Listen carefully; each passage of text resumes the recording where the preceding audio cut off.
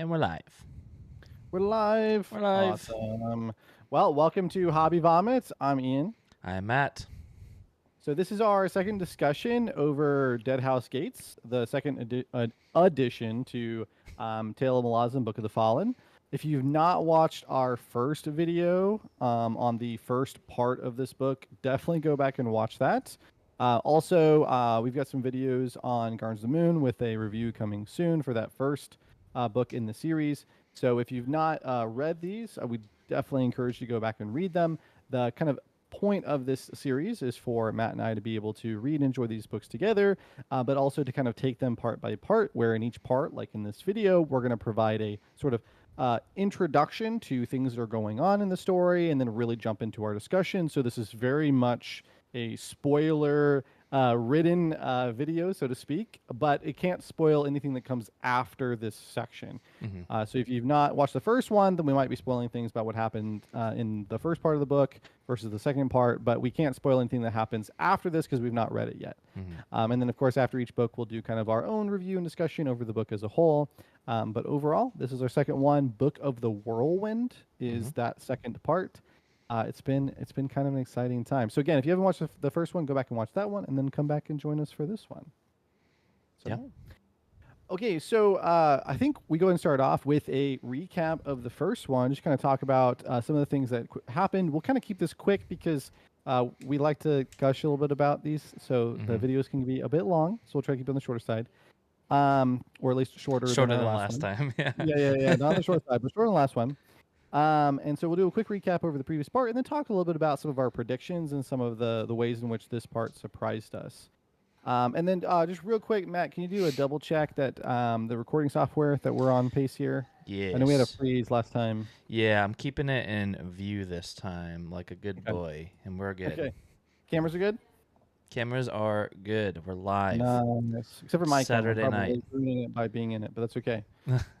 So to kind of recap some things that happened in the first book. So again, Deadhouse Gates, second book of the series, but each one's broken up into different books. We know how this goes. So the first book is Raraku, which is the name of the desert. We may be butchering that. I apologize if we are. But kind of the core things of the first book was it needed to establish the characters, the setting, and the inciting events, sort of the key event that's going to be taking us through the series, which it did an amazing job of. And so I had a lot of fun with kind of putting together our groups. So our characters, there's many of them, but they're organized into different crews or groups. And so I had fun, took a little bit of liberty with this. So our 5 groups, as I put them, are the Soul Taken, the Abandoned, the Outlaws, the Crows, and the Harbinger.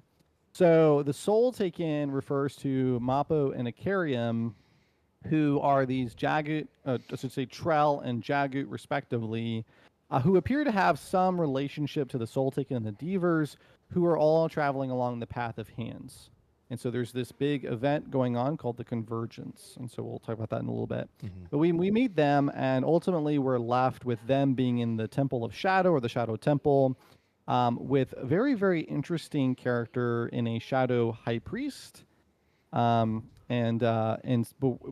the most that we kind of get is this sort of mysterious arrangement of characters that appear to have their own motivations, but we're not really sure quite yet what those motivations are. And then we move on to the Abandoned. Now, the Abandoned here refer to Felison and Hebrick and Bodden, who are effectively these people that have been abandoned by their people, namely Felison being a noble abandoned by the people to which he hails from for being noble, and then Hebrick abandoned by his god, right, Finner, and then Bowden, who we know has some other purpose, or at least we know now, but abandoned by maybe purpose or fate, or we don't know yet. But they are sent to Skullcap, which is an Ototarl mine. Ototarl being the sort of anti-magic dust, but it has sort of crazy effects on mages. And as we sort of see in this chapter, interesting effects on even Hebrick. But what we're left with is the fact that they need to kind of get out of Skullcap. Right? If there's any chance of their survival, they need to be able to get out of Skullcap. We're sort of left with them in sort of a dismal state of disrepair, under abuse, pretty extreme abuse, and just doing whatever they can to survive. And then we have the outlaws. So this is namely going to be Fiddler and Crocus and Absalar.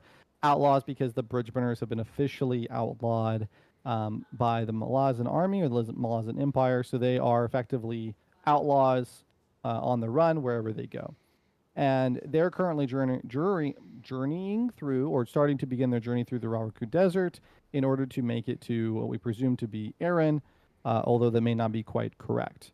But that's at least where we believe that they're heading. And Aaron is sort of this really pivotal location, as we learned in the first book, because it was revealed to us that Lasine, the current empress, actually is the one who ordered the Talana Mas, the sort of skull undead warriors of the Empire, to massacre the city, and actually was sort of maybe one of the major events in her upheaval of the Empire, where she initiated a coup against the Emperor, and somehow that resulted in the Emperor and his lead assassin, his second command, Dancer, becoming Shadow Throne and Cotillion respectively. So it's kind of exciting. And so our outlaw characters are currently sort of beginning their journey. And then that takes us to the Crows. So the Crows refer to the Wiccans. I think I remember that correctly, the Wiccans. Mm-hmm. And so led by Coltane, and then we also have the historian Duker. And so what's kind of really interesting about the first part is it starts off with a sort of tension between the imperial historian Duker as well as these Wiccans led by Coltane, because at some point Coltane actually led a rebellion against the Malazan Empire, but has since been made a fist, a sort of what's the right term for this? Kind of like a prelem, or sort of an overseer for a particular region. Mm-hmm. So he's been sort of appointed, which of course is like very controversial. But he kind of comes in like he owns the place and basically just Bolt just sort of tells people to like screw off, And so it's just sort of this fun time, and these really interesting characters. But it's also very clear too that in the first book that he's very dedicated to his men. He's trained them very diligently for something, but that something is really interesting because there's this sort of air of rebellion, but rather than this Fist Coltane training his men, and of course that includes the Malazans, and so rather than training them to like stop a rebellion, he's training them in like urban warfare and rescue and things like this. And so it's very much like teaching them how to survive something or how to recover from something, rather than teaching them how to like quash rebellion, which is really, really interesting. And then that brings us lastly to the Harbinger, which refers to Kalam. And so we kind of refer to him as the Harbinger because what we're left with is him sort of bringing the book of the apocalypse to the Shaikh, and then in his wake is death, right? Because he's being followed by these red guards, I'm pretty sure, or red blades, and they're basically like killing anybody that he comes across. They wipe out like a whole encampment of people hiding out from the desert storms. They just wipe everybody out solely for the reason that they came in contact with him. They kill the Sheikh, which was his entire purpose. They're still following him. And that sort of ends the Book of the Whirlwind, right? But begins something new. And so, of course, this established our setting, the Seven Cities, which Kalam is actually from, which is pretty cool, and gave us our two major events, namely the Convergence, which is the Path of Hands. This is what the Soul Taken or the Devers are following along. And then the Apocalypse, also known as the Whirlwind, which is an event that's happening on Rabaku and sort of spells the rebellion or upheaval of the Empire itself. Pretty cool stuff. Yeah. And so that's where it was left. And then, man, this book, so much has happened. Yeah, but do we want to just give a quick thumbs up, thumbs down? I mean, not that this is ever going to be anything other than probably a thumbs up. In terms of what we just read, how are we feeling? So the Book of the Whirlwind? Yeah, general vibes. Yeah, amazing. Thumbs up. Absolutely. Like, thumbs up from me. Yeah. I show you my other two thumbs, but then you would know that I'm just kidding. Yeah, two thumbs up. No, absolutely phenomenal. So now, before we kind of get more into it, as maybe sort of starting a discussion, this is maybe the first time I have had a prediction that came true for the whole Book of Malazan series so far. So we do want to talk real quick about some of our predictions. So Matt, what were some of the things that you were, kind of interest you that came true versus maybe things that surprised you that defied some of your expectations? Yeah. And we'll kind of do this at the start of every video. We're going to try and follow the same format generally, which is very high level overview of what happened in the previous part, followed by what our predictions were and if we were right or wrong, usually wrong, and then we'll move into a high level overview of what we just read for the current part, and then we'll get deeper into those things. So yeah, predictions for the last time. Let's just bounce back and forth. There's only 4 we have on here that we want to talk about. So we were talking a little bit earlier before we started recording. I was not very bold with my predictions because it's weird that it's almost so complex, the book, that it can go in such, it always goes in a direction I have no idea, and I'm not expecting it at all. So I played it super safe, and I put apocalypse definitely gonna happen. So bold, pretty bold, I know. And let's just say I was right. Easy. Yep. I know, but you say it was bold, but like, I mean, the Sheikh was literally murdered at the last one. That's true. So, yeah. Who knew what was going to happen? Knew? Who knew? So one of the things that I put, just because it felt thematically, like it felt like it would fit with the theme of the book, was I put that I think we were going to see an Ascendant die in this. Now, I expected that to be sort of a grand event happens later in the book, because usually with fantasy, there's like a scaling that has to happen, right? Like you have to have a certain villain that gets defeated to unlock a harder villain to unlock a harder villain. And as far as like we know right now, I mean, the Ascendants are really some of the strongest characters that we've seen. But yet in this book, sort of near the end, I mean, really at the end of Book of the Whirlwind, we actually see our first god die, which was just crazy. I didn't expect that to happen at this stage. Yeah, that was like a Babe Ruth point to the stands, and you nailed it. Yep. And so that was really cool. So I have another prediction that goes along with that we'll also see a new Ascendant rise. So I'm still crossing my fingers for that one. I'm really hoping that we'll see that in this book, or this Deadhouse Gates at some point. Yeah. Yeah, following my previous bold prediction, I had an even bolder one, which was that Culp will rescue Heberick and at least Fellison with him. And you know what? Nailed it. I got that one too. Sometimes you take a risk and you predict that they're going to carry out a plan that they've devised, and then they do. So nailed it. There you go. And then the last one, even the boldest of them all, just Deadhouse Gates, which I'll take a little bit of credit. We kind of know what they're doing. We figured out the fast travel system of the world, and those are the Deadhouse Gates. So I'll take a half point for that. Yeah, and we are keeping score. This was also like a really opportune moment for this too, because Oblivion, if you don't know, Oblivion Remastered is out, and one of the most famous things about this game is you can just fast travel anywhere, even been there before. So it's fun to see that mechanic now coming into the world. The Book of Malazan, where apparently we can just open map, fast travel wherever we want to go. All we got to do is just cross an ocean, cross a desert, survive an apocalypse. Yeah. Casual. Like it's that's just another Saturday, right? Yeah, exactly.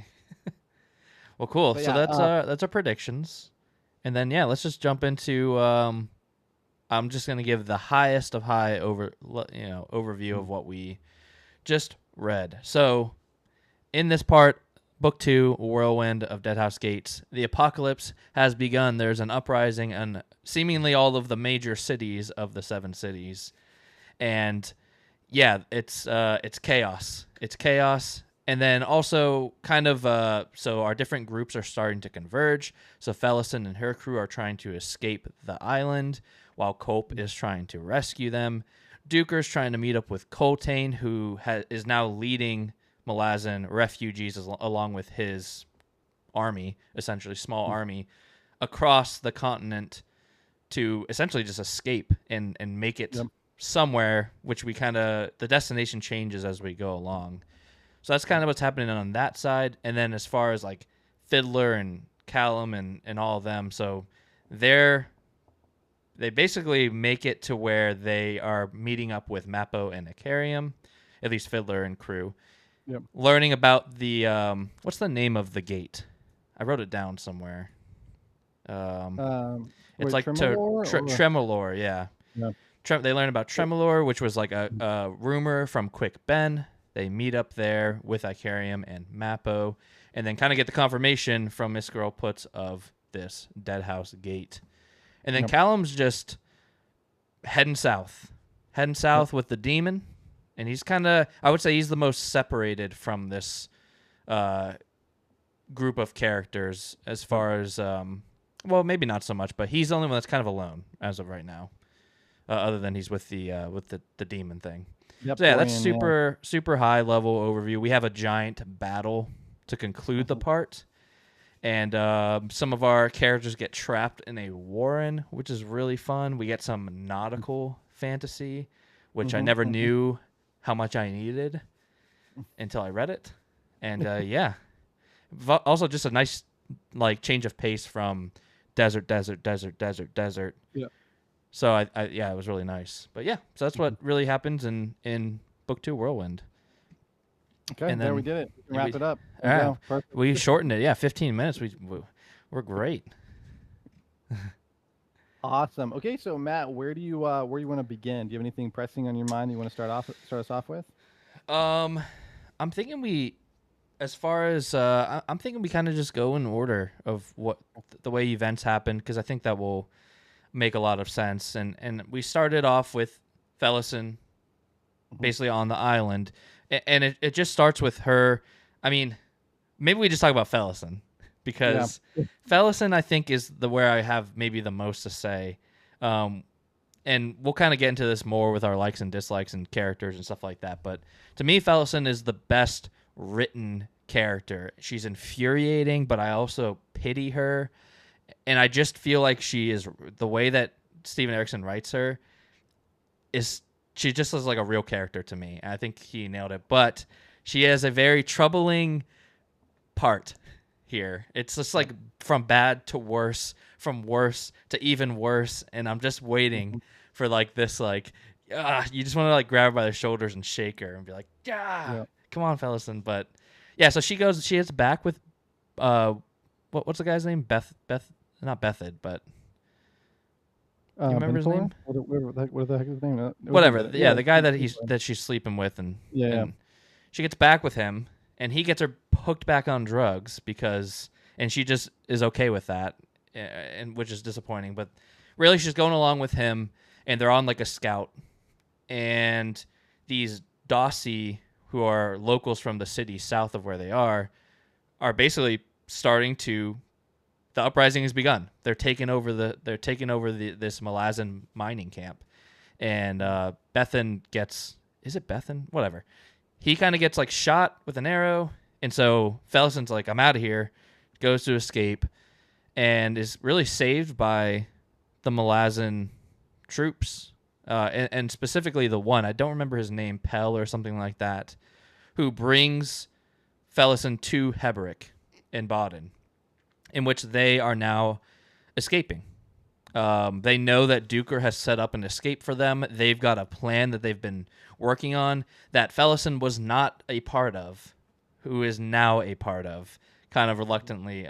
And yeah, so everything with that escape, and it's really interesting because Felison is so just broken, and it's almost like a Stockholm Syndrome thing where she's like, what about Bethan, or what, do we know his name? I'm going to say his name a lot. Yeah, I'm pretty sure it's Benathor, but I'll double check. Benathor?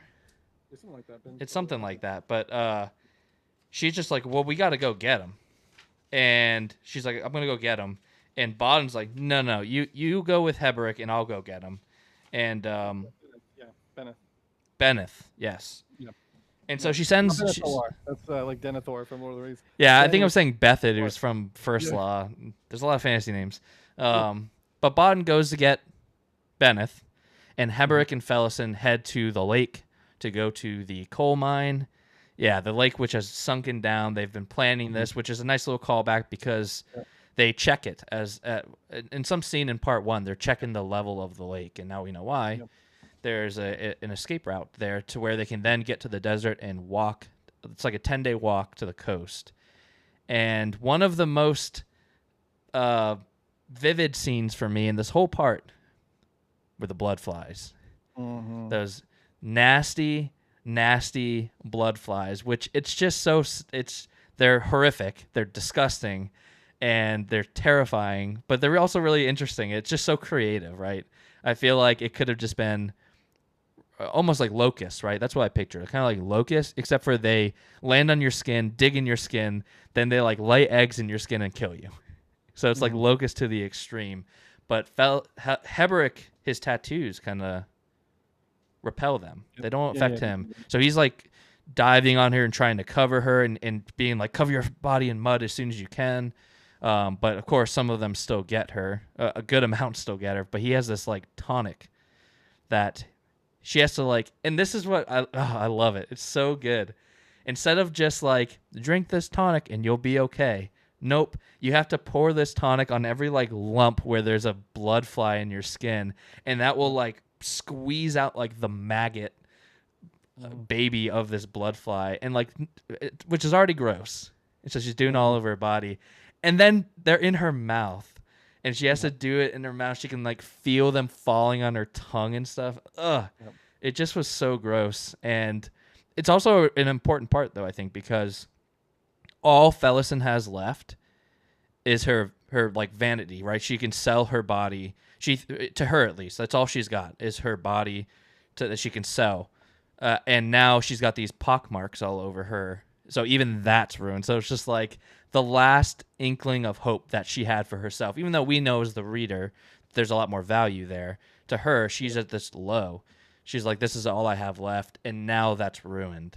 So it was just a really kind of an important scene, I thought, for me, even though maybe in the large scope of things, not quite so important. So yeah, and then Bond comes back and is like, yeah, by the way, Ben is dead. And she does not believe that she thinks Bond didn't even look. Mm-hmm. Yeah, do you want to pick us up so where we go from there? Yeah, so well, a couple of things to talk about in that too, following from it. So actually, I do want to quickly mention something about the tonic because so I don't know if you ever dealt with this when you were growing up, but did you ever deal with chiggers? No, I didn't, but I know what they are. Yeah, so growing up in Oklahoma, that was like a really common thing as you hear about chiggers. I actually knew a guy when I was in middle school. We golfed together. His name was actually Chigger. You golfed together in middle school?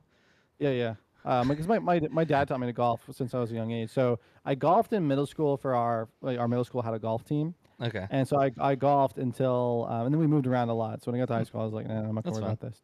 And so that's when I started doing like swim and ultimate. But I golfed in middle school. We had a fun golf team. It was just like about 6 of us guys, and we had a good time. But yeah, there was a guy whose name was Chigger, and I was just like, that's so unfortunate. Given but name? Only like, what now? Like given name, or that's what you went by? Yeah, given name. Yeah. I'm not joking. There are some parents out there. Small town Oklahoma for you guys. Yeah. That's what happened.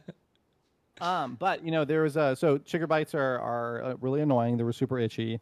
And I've never really done my own research on chiggers, just sort of colloquial knowledge, but local knowledge. But basically, what people always say is like you need a chigger bite. One of the things they'll do is like they'll dig on your skin. And so, but there was like sort of a local thing that you would say if you ever got a chigger bite is you would put nail polish on it. That was like the alcohol or something.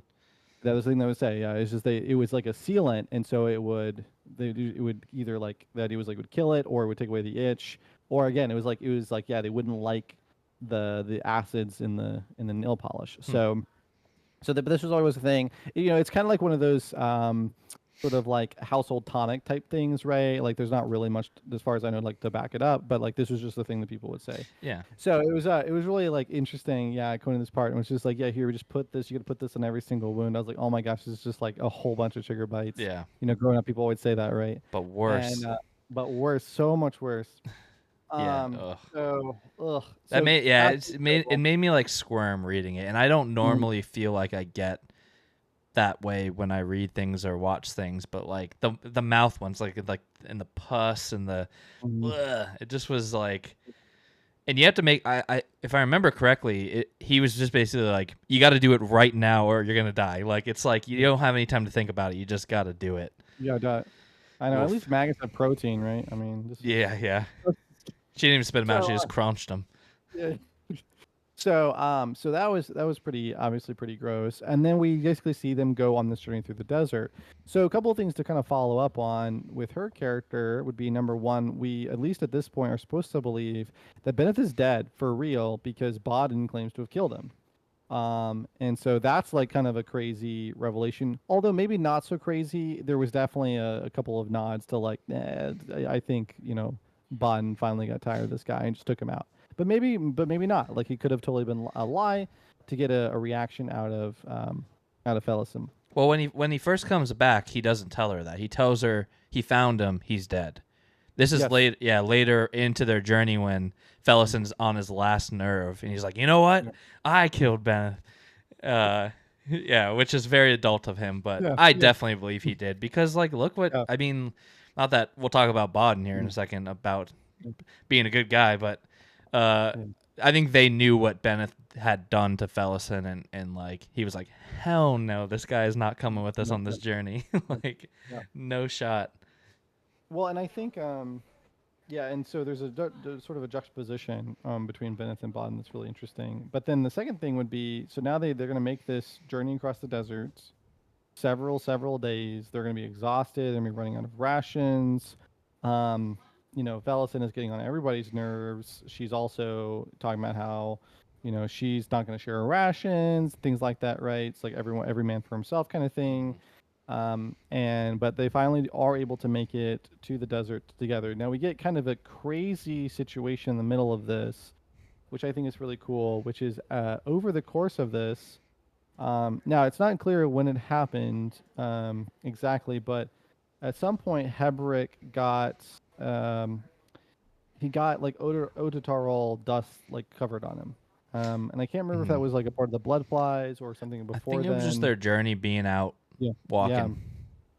And so he's like rapidly, or I'd say maybe not rapidly, but he's changing. His body's becoming more furry. His hair is becoming longer. His tattoos are becoming more pronounced. He's becoming darker and darker and darker. I mean, it's like almost like werewolf, style.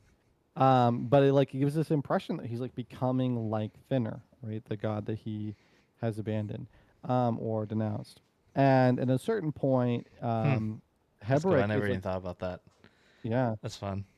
And Hebrick is gonna they think he's gonna die. Like he's kind of like on his last, kind of his last string, so to speak. And so they're trying to make sure that he comes back. And so at a certain point, now I can't remember with the Warren.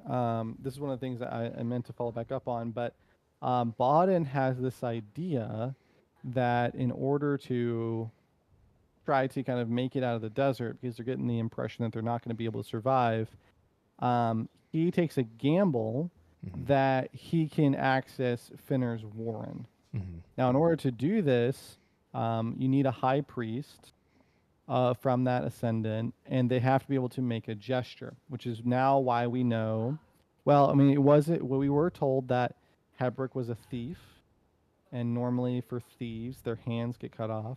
But he's also a high priest, and as far as we've been told, the crime that he committed had to be related to either his abandonment of his religion or the things he wrote as an imperial scholar.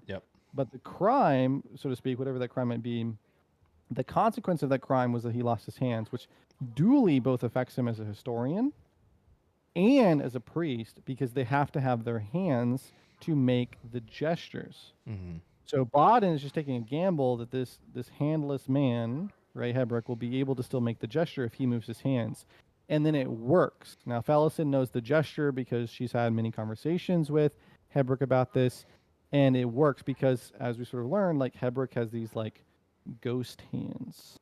But I think it's important to talk about before we get just to that of when that started, which was they find the giant jade hand in the desert, in which I think this is part of me wonders if this is what leads to kind of that transformation, because he touches he basically like touches it with one hand, and like it almost like starts a growth, and like it gets infected and nasty, and so that's kind of really like what leads to him getting his, in theory, or at least we think. I guess I don't know if we have 100% confirmation, but it seems like that's what leads to him getting his ghost hands.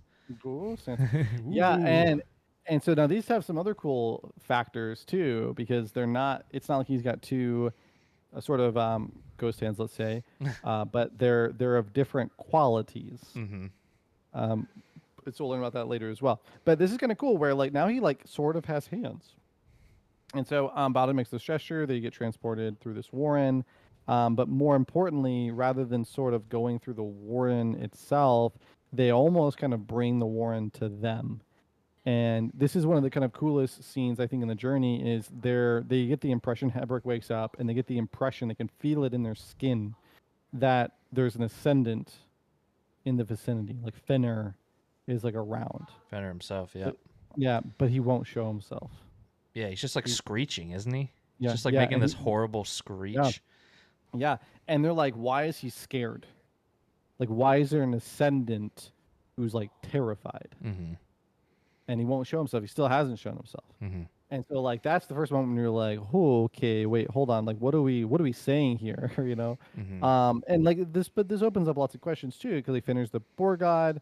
Like we don't know a whole lot about Ascendants. We don't know, like maybe he's just like a super weak Ascendant. Like I don't think that's the case.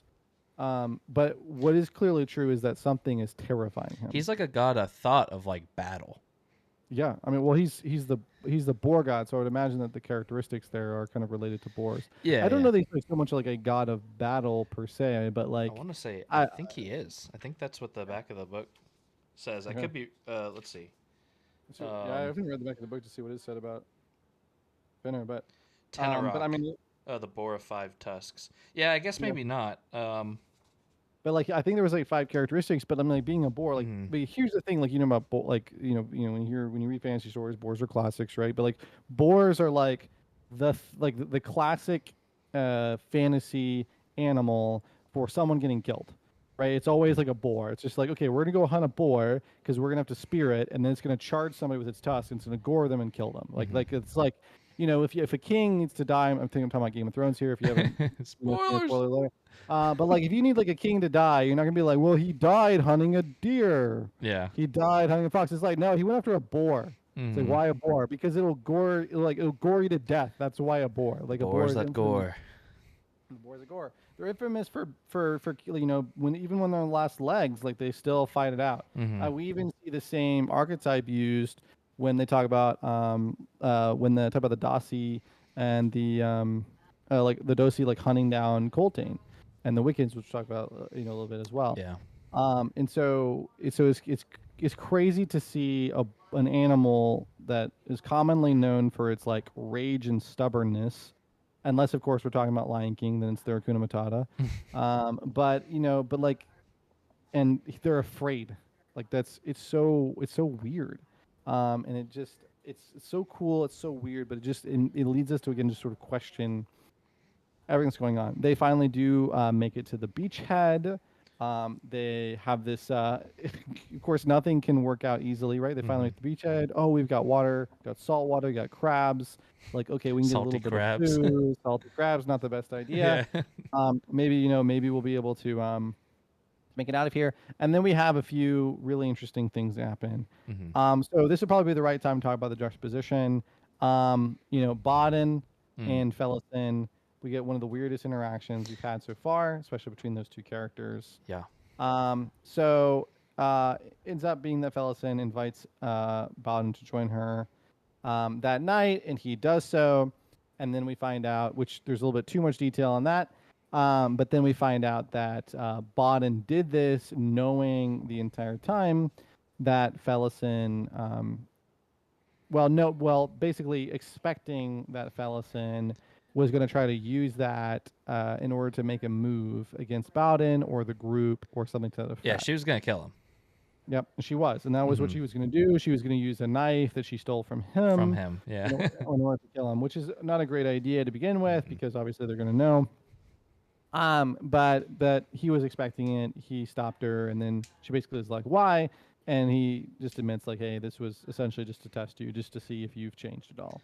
Yeah. Which is like, yeah, I didn't have good feelings about that. Of like, and I'm pretty sure somewhere in this part, we get confirmation that she's 15 or 16. Yeah, she's 15, yeah. 15. And like, bro, that's not how you teach a lesson.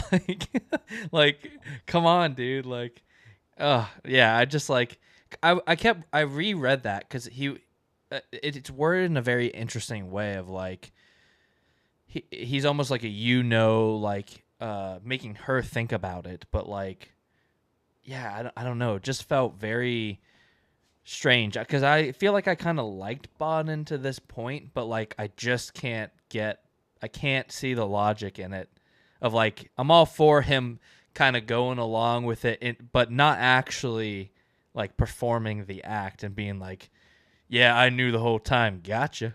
Like I don't know, it just feels like I know she's annoying and annoying to him, and she's like, yeah, I get that, but like I don't know, that just was it made me really not like Bodden when I was liking Bodden because he's got some like weird, not like super strength or anything like that, but he is very like he was the only one that wasn't real. I mean, he was certainly getting tired, but like on his last leg, he's like, all right, I'll go get Hebreck and pick him up and carry him half the way, and like he's got this like a lot more strength than I think he has led them on to believe. Yeah. But she also finds when she's stealing that blade something important, or in theory important, that leads to more about Bodden's past or might, which is this talon in his pack. Yep. And I mean, there's not much more to say other than it's there. It seems like it's of importance. That's part of my, when we get to predictions, we'll talk about it again, but that's really the last we see of it, I believe. Yep. Well, I think overall, I mean, I think that this is kind of, I mean, it's a maybe difficult pill to swallow kind of moment, but it is, in some sense, like an important point for the two characters. Like whether or not, whether or not we like how it went, whether or not we feel like it should have been included in the story, so to speak. Like I certainly don't like it, but it is the situation that's occurred, and it's consistent with the characters, and I think it's important that for Bodden, I think at this stage it is important that we recognize Bodden as a more of an amoral character. He certainly has demonstrated himself to be that throughout the story. I mean, he's almost like he's an anti-hero in very many respects.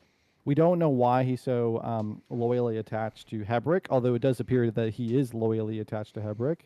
And this lockpick set, this talon, these blades, like do indicate that he's perhaps like a claw or a previous claw or like an assassin. Yeah. But he certainly has, and keep in mind too that in Gardens of the Moon we were introduced to claws that, unlike Callum, who doesn't use magic, we were introduced to claws that do.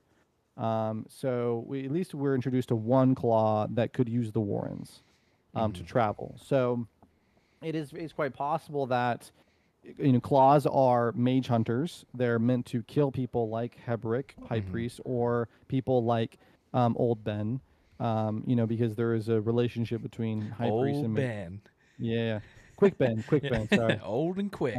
He's anyway. But Quick Ben. And sorry, Old Ben. Quick Ben Kenobi. Yeah, Quick Ben Kenobi. So the classic, you Shadow Throne. If you strike me down, I shall become more powerful than you would imagine. Yeah. So anyway, but like we know that there's a relationship there between high priests and mages. Now Hebreck hasn't been presented as a mage, but certainly a man of skill. But the fact that he's not casting spells left and right might just have something to do with either his character or just might have to do with his lost hands. But yeah, like it could be the case. This is like an ex-claw. Maybe someone who was assigned to kill Hebreck, or maybe someone was assigned to protect him. Maybe he's just loyal to Hebreck. Not really sure why. Yeah. But there could be very well the case that he has like some special reserve or some kind of like he's able. I mean, his Warren, for example. Although he doesn't seem particularly interested in descendants, but yeah, there might be something there. He's got the knowledge of it though, which is interesting. Exactly. I'm very excited to learn more. Yeah, me too. But I think but he's an amoral character, and I think that you're right. I think he was becoming more likable, especially with his loyalty to Hebreck, and so I think this is a reminder that he is very much an amoral character. He's not someone who he does not like to be trifled with. The fact that Fellison, was constantly basically riding his nerves. Yeah. And she tells him, she's like, look, Hebreck's weak. Let's just leave him. And I think that's kind of really what sets him over the edge finally of like, I think that leads to an argument in which he tells her, by the way, yeah, I didn't just find Benneth dead. I killed him. Yep. And then that leads to her going through his stuff and then wanting to kill him, and then it just kind of spirals from there. And I think that there's, some people might, for example, try to portray this as like a such type of dominance where it's like he's trying to assert something over her. But I think that more so, I don't think it's really that. I think it's more so the case that he's trying to, in his own way, which is screwed up, but he's trying to make the point that like she's the weakest member of the group, right? Yeah. Like she's the one who is the most disposable. And I think that and I think that this hits in two ways, which again, for the story writing, why this is kind of consistent, that it happens through this like scene of sex, this sort of like meaningless sex as well. That number one, as far as what's happened so far in the book, this is the last time that she's had sex with anybody. And remember, she's pox-ridden at this point. Not for lack of trying, though. Yeah, not for lack of trying. And so that's really important. And also, speaking of the lack of trying, sailors, she asked sailors, right? Now, sailors stereotypically are the most infamous for sleeping around, also sleeping around with people that are more, let's say, disease-ridden, not to disparage sailors today, but the stereotype is always that they're the ones who are at sea for long periods of time, and so they're never with a woman. And so then when they get into town, it's always like harlots and prostitutes and things like that, right? And so then here you have these guys who are like young, who are like joking about, we haven't got to the Marines yet, but we all have these guys who are young joking about sleeping with each other. Then she's like, hey, you want to sleep with me? And they're like, nope. Yeah. So this poor girl, it's like, but you pity her though, even though she's exactly. She is the walking like example of, and I think this is what made me hate that scene even more with Bodden, is like, there was almost a father annoying teenage daughter relationship, that kind of banter between them. I felt like she is in her like teenage years where she's just like rebellious and doesn't want to listen to her dad, even though I know Bodden's not her dad, right? But like her adult figures in her life, she wants to rebel, she wants to not listen. Yep. And then there's just like, oh, okay, maybe not father daughter, but definitely not. Yeah. But the second thing I was going to say was that so this first pox-ridden challenge was for vanity, but then this is the second point, which is the inversion. Like your vanity is now not something for you to use. It is now only a way for you to be used. And perhaps has always been that way. And I think that's the core lesson, is like, you thought you were going to use this to put a knife in my back. You thought you were going to use this to assert yourself, right, in this group. But instead, all it has led to is you being used meaninglessly, shown that you're disposable, shown that you're kind of an idiot. And this is ultimately what your actions have gotten you. This is really how it's always been. Because there's also that revelation, right? Benneth always used you. Because remember, she would tell herself, like, I'm doing this because it's giving them better placements, better jobs, food. And then what does he tell her? He's like, no, like, I got those things for myself. Benneth didn't do crap for us. Yep. I did those things for us. Benneth only told you that so he could keep sleeping with you, right? It's like, this is only something for you to be used. It's not something that you were using, which is, like, again, a total challenge to her character, but also a very important challenge. You mentioned that Felicin is, kind of maybe the most well-written characters. I won't disagree with that. I will say that she's the most dislikable character for me, though. And so I'm hoping, Steve Erickson's name isn't spelled George R. R. Martin, so I'm hoping that this means that she's not just going to get like knifed in the back at some point. And I'm hoping it doesn't seem like it. Right? It doesn't seem. I want a character reversion. I want this to be her rock bottom, and then for her to bounce back up. I hope that this dislikability is not being garnered as a way for her to be written off, because certainly I would see that. I would pity that. I don't feel like I'm attached enough to the character to justify her being written off. It would feel very lackluster.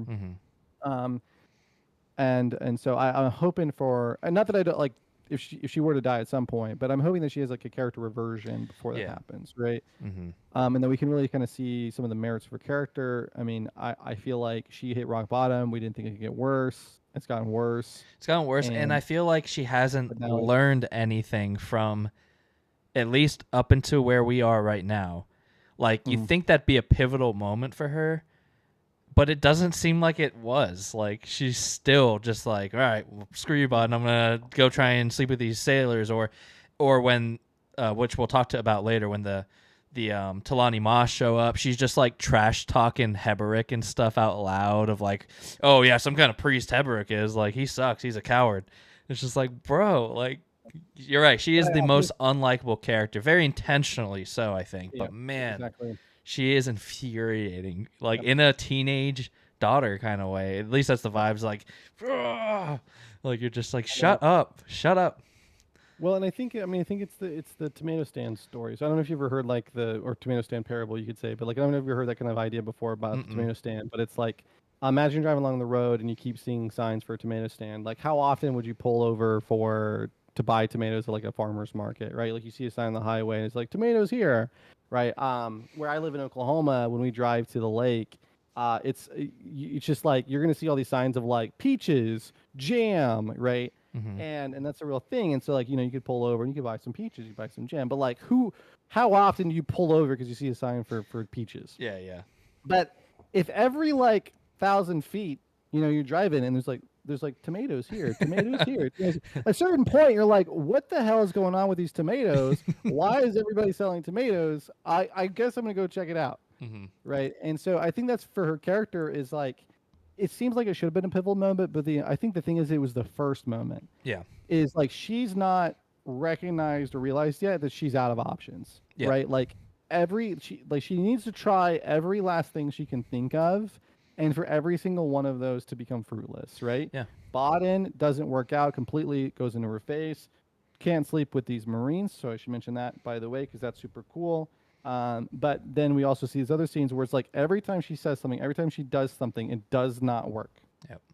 And I think that's what we're seeing here. And so it's just all the straws have to be pulled before we finally get to the moment of like the rebound. Yeah. And I think it's worth noting, like, Bodden and Heberick, as she continues to like berate them on the ship and stuff, they still tend to show her a bit of grace, to a degree. I think Bodden is more blunt about telling her how it is, but I think right now, I think in this moment, if Fellison were to like go up to them and be like, "Hey, I was wrong," whatever, I think they would forgive her. I mean, I think they realize she's a 15-year-old girl and who was betrayed by her family. Like, it's hard to fault Fellison, even though she's incredibly frustrating.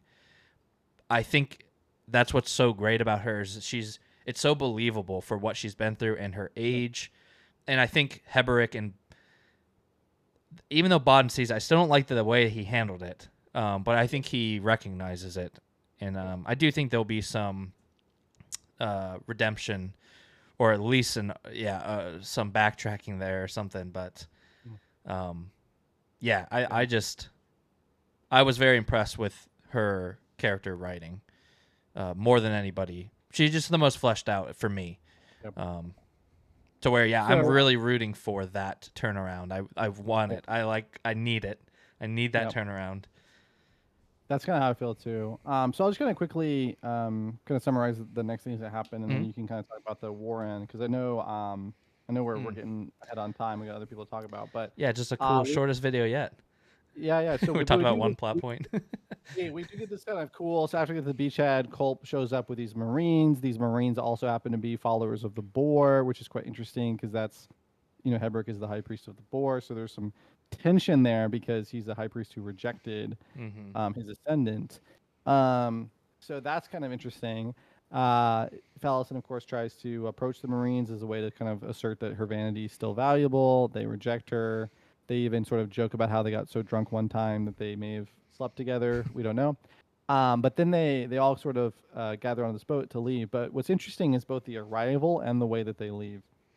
Because as a part of their arrival, as they're sort of like careening towards the beach, there's lightning bolts striking along the beach. This guy's flying in midair, going like all like Emperor from Star Wars mode, just like force lightning all over the place.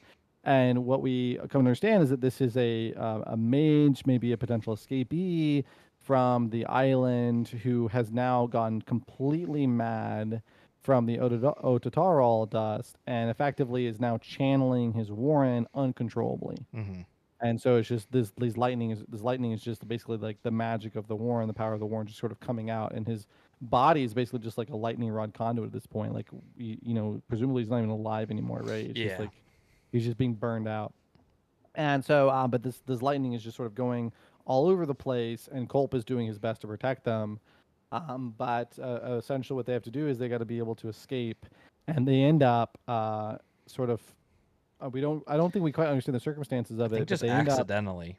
Yeah, they basically pilot the boat right into a warren, Mm-hmm. and they get into this like marshy muck and have to abandon their own ship, Mm-hmm. take on a new ship filled with basically all of the abandoned cast of Pirates of the Caribbean, and try to find their way out of this warren. And we leave them still stuck in that warren, Mm-hmm. which is just such a cool scene. We get to see some Talana Moss. We get some possessed dead. It's a very very cool scene. I was joking with Matt. The only thing to make it better is just like if we got like a TV show and then all of the dead who were rowing the boat are just like all oh my gosh, it's also in my mind all of a sudden. Johnny Depp. All Johnny Depp, right? All Captain Jack Sparrow. That would just if they're just gonna all be played by Johnny Depp all at the same time, that would just be icing on the cake. Yeah. Yeah, I mean, that's a crazy part. And we don't have to talk too much about it, but even before that, there was like a mage fight between Culp and this mage when Culp and Duker are together, basically about to set off, and that's when they meet the Marines, and that's when Duker is like, I gotta go find Coltane, you go. So that's kind of the split of Duker and Culp. But yeah, in the Warren, oh man, so much stuff happens. I mean, like, right, so it's T-Stand D, which are the headless. They find all the heads, which is awesome, and then they find like all of their bodies down underneath, like on oars, basically ready to row the boat in this like special magical whistle, which of course, when it's blown, all of the bodies get back to work. The magic conch. Yeah, exactly, which is awesome. But then there's also we kind of find the captains of this abandoned boat because it's just sitting there abandoned, and I think Bodden recognizes the boat. Yes, he does. So that even leads into some like why would he recognize this like very special boat? But anyways, they kind of figure out, and I think it's because these Talani Moss show up, and the wizard, the mad mage, has also shown up inside the war, and he's there too. So it's just gonna turn to chaos. These Talani Moss show up, and they're basically looking for. They are called the Teast Edor, who are like cousins essentially of the T-Stand D, but like way more ancient, if I'm understanding correctly. And we think that that's who were one piloting this boat because they find their bodies. Yep. And then two, we find out that this is actually their Warren, which is very interesting. I don't really know what it means, but found that interesting. And so then they basically, the Talani Moss show up and they kill this crazy mage. They take him down, but that also like causes this wound in the Warren that needs to be fixed. And the only way to do that is for someone to like sacrifice themselves to like calm the spirit of the mad mage or something. And I found that part really great and sad almost like. Well, it's meant to be sad. Yeah. Right. Because they also tell us what happens with the fate of the Talana Moss who sacrifices themselves. Yeah, it's brutal. Yeah, and they also, and then we use this a lot more context on Talana Moss, right? Because like the Talana Moss is chosen because he's quote quote clanless, which is kind of crazy when you think about it, right? Because like if you were to imagine like European society in the Middle Ages, if you had a member of a family where the family was nearly, I mean, let's say all the family was gone, or they'd be like the last heir of the family. If they die, the family completely goes away. And so there would be some interest in kind of preserving their lineage, where we see an inversion of that here. This person, this Talana Moss, is the last member of their family, and for that, they are called clanless, that they're effectively, they belong to no one, and that makes their fate, that makes them essentially disposable in a way. And so it's kind of interesting. And so they are kind of looking for an opportunity to have this sort of last redeemable moment. They serve sort of at the pleasure of their bonecaster, And then this is their moment, and it's also not like for them, it's not you like they very like this character very much lives in that culture too, Yeah, right? Like exactly. they He wants absolutely to do it. accept it. Yeah. Yeah, it's like there's honor in it. Yep. Even though it's Uh, horrific for us and mhm. horrific to the Marines that kind of understand what this fate means for him. Yep. I think he's happy to do it to bring honor to, I guess, just the history of his name, I guess. Yep. Yep. But it is sad. Yeah, it's pretty sad. I wasn't Yep. expecting it to be Yep. sad To there, close but the wounds of a war, and it's eternal suffering. eternal Yeah. suffering, yeah, forever. Mm-hmm. But notably, he does give Truth, I believe, is his name. Is it Truth or because there's Truth, Sorry, and the captain Gerbil or something like that. Gerbil. I don't think it's Gerbil. No, it's not. Sorry, Storm, right? It's Storm. Sorry is Absolar's previous Yes, name. sorry, Stormy, Truth, and Gessler. Stormy, yeah. Gessler, yeah. So he does notably give Truth, who's the youngest one, the new recruit into the Church of the Fenner, his sword, which I thought was interesting. And then the Talani Monster like, peace, see ya. Yep. And that's just where we get left with them, which I found is, and we can talk about that as well in a second, of just like the typical format of this book. Normally, each chapter we're jumping from party to party to party to party. And so when we leave them, I was sure we were going to see them again in this part. And then we get, and then we don't. So they're just stuck in this warren. And yeah, we don't know what's going to happen. But do we want to talk about so that's really, we've wrapped up Culp and Fellison, and that, so it kind of just leaves us with like Fiddler and Mappo and them, and then Callum, which I think Callum's is going to be super short, and then Coltane. Yeah, I was going to say that we could kind of maybe focus on Fiddler and Mappo, and then kind of bounce over to Duker and Coltane. Callum is super short. We're still in sort of limbo with that character. He's now come across new individuals. He's starting to form his kind of a party of his own. And then the Aptorian is still with them, but he's essentially making his way. But I think the main thing that we know about him really comes from Fiddler and from Mappo. And so we can kind of bounce over to there real quick. I love, there's a scene in this book that I love with Fiddler when they come across the Deavers and the Soul Taken. I'm pretty sure that's in the Book of the Whirlwind. And he's got to use the Cussers to defend themselves. That is just like it, and it's not only just them, right? But he's also defending themselves against the Grawl, who have finally caught up to them. But when you picture it, they're in a sandstorm, right? So they're like hoods up over their mouths, right? They're on their horses for some of it. They're on foot for the rest of it. Winds blowing, which, by the way, no ordinary sandstorm, right? It doesn't just have sand; it has bone fragments that are blowing in the sand, which is just crazy. And that gets mentioned quite often, where like the sand will like reveal bones of the dead, like there'll be bone fragments like in the sand, and so I mean like it can like you can cut their skin and things like this. It's like a horrible storm to be like wading through, but they're like wading through it. So you can kind of imagine that like they're wading through this, and it's just like screams or shouts or sounds like off in the distance, and they can't see very far in front of them, so just sort of expecting at any moment that somebody will come out of the sandstorm and attack them. While he's like equipped with the fantasy medieval equivalent of like a rocket launcher, right, like a grenade thrower, and so he's just like as soon as he like sees one, he just fires off cross a quarrel, right, and just explodes on contact. And so for them, it's just sort of like they're feeling like that attrition is now coming in of like I'm running out of like my Moranth ammunitions. Of like I don't know how like far we've got to go. We're stuck in the storm. We can't see in front of us. There's all these creatures around, and like I'm running out of explosives, Yeah. And so it's just like really really cool scene.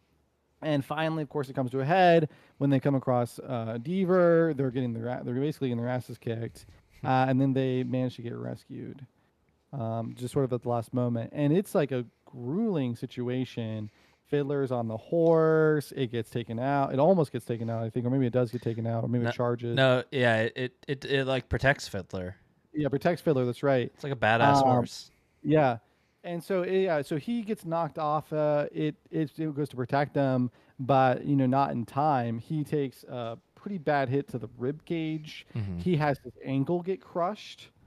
By just like a creature, right? Like a Yeah, he deaver stepped or on. Yeah, like he yeah. stepped on him. Yeah, and so I mean, basically wounds would be fatal, right? I mean, Mm-hmm. absolutely fatal for him in this position.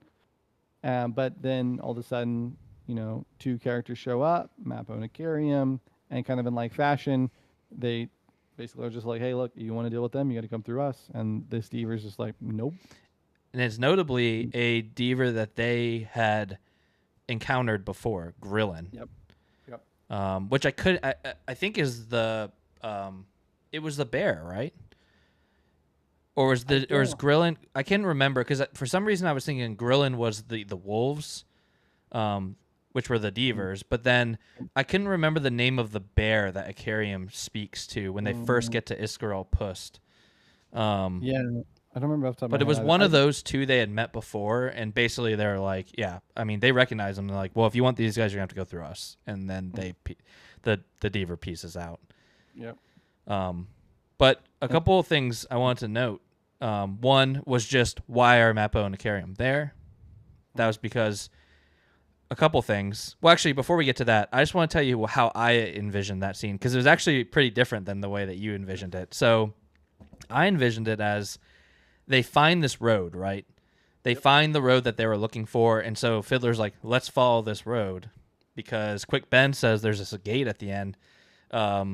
And so they're following this road, and I almost imagine like, so the bone fragments for me, one were like the sand is so up being blown around that the ground is almost like it's uncovering these bones. But makes sense that they're in the air and everything. But I kind of envisioned it almost as like the road that they're on. It's almost like the Moses with the Red Sea.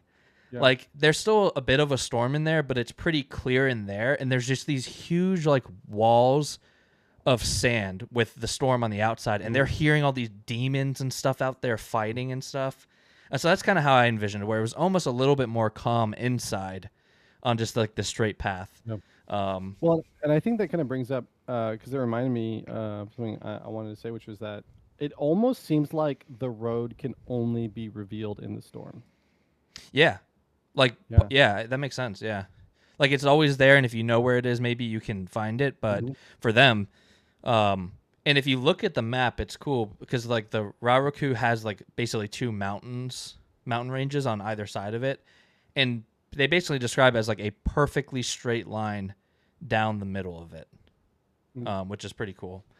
Mm-hmm. But yeah, let's talk about why Mappo and Ikariam are there.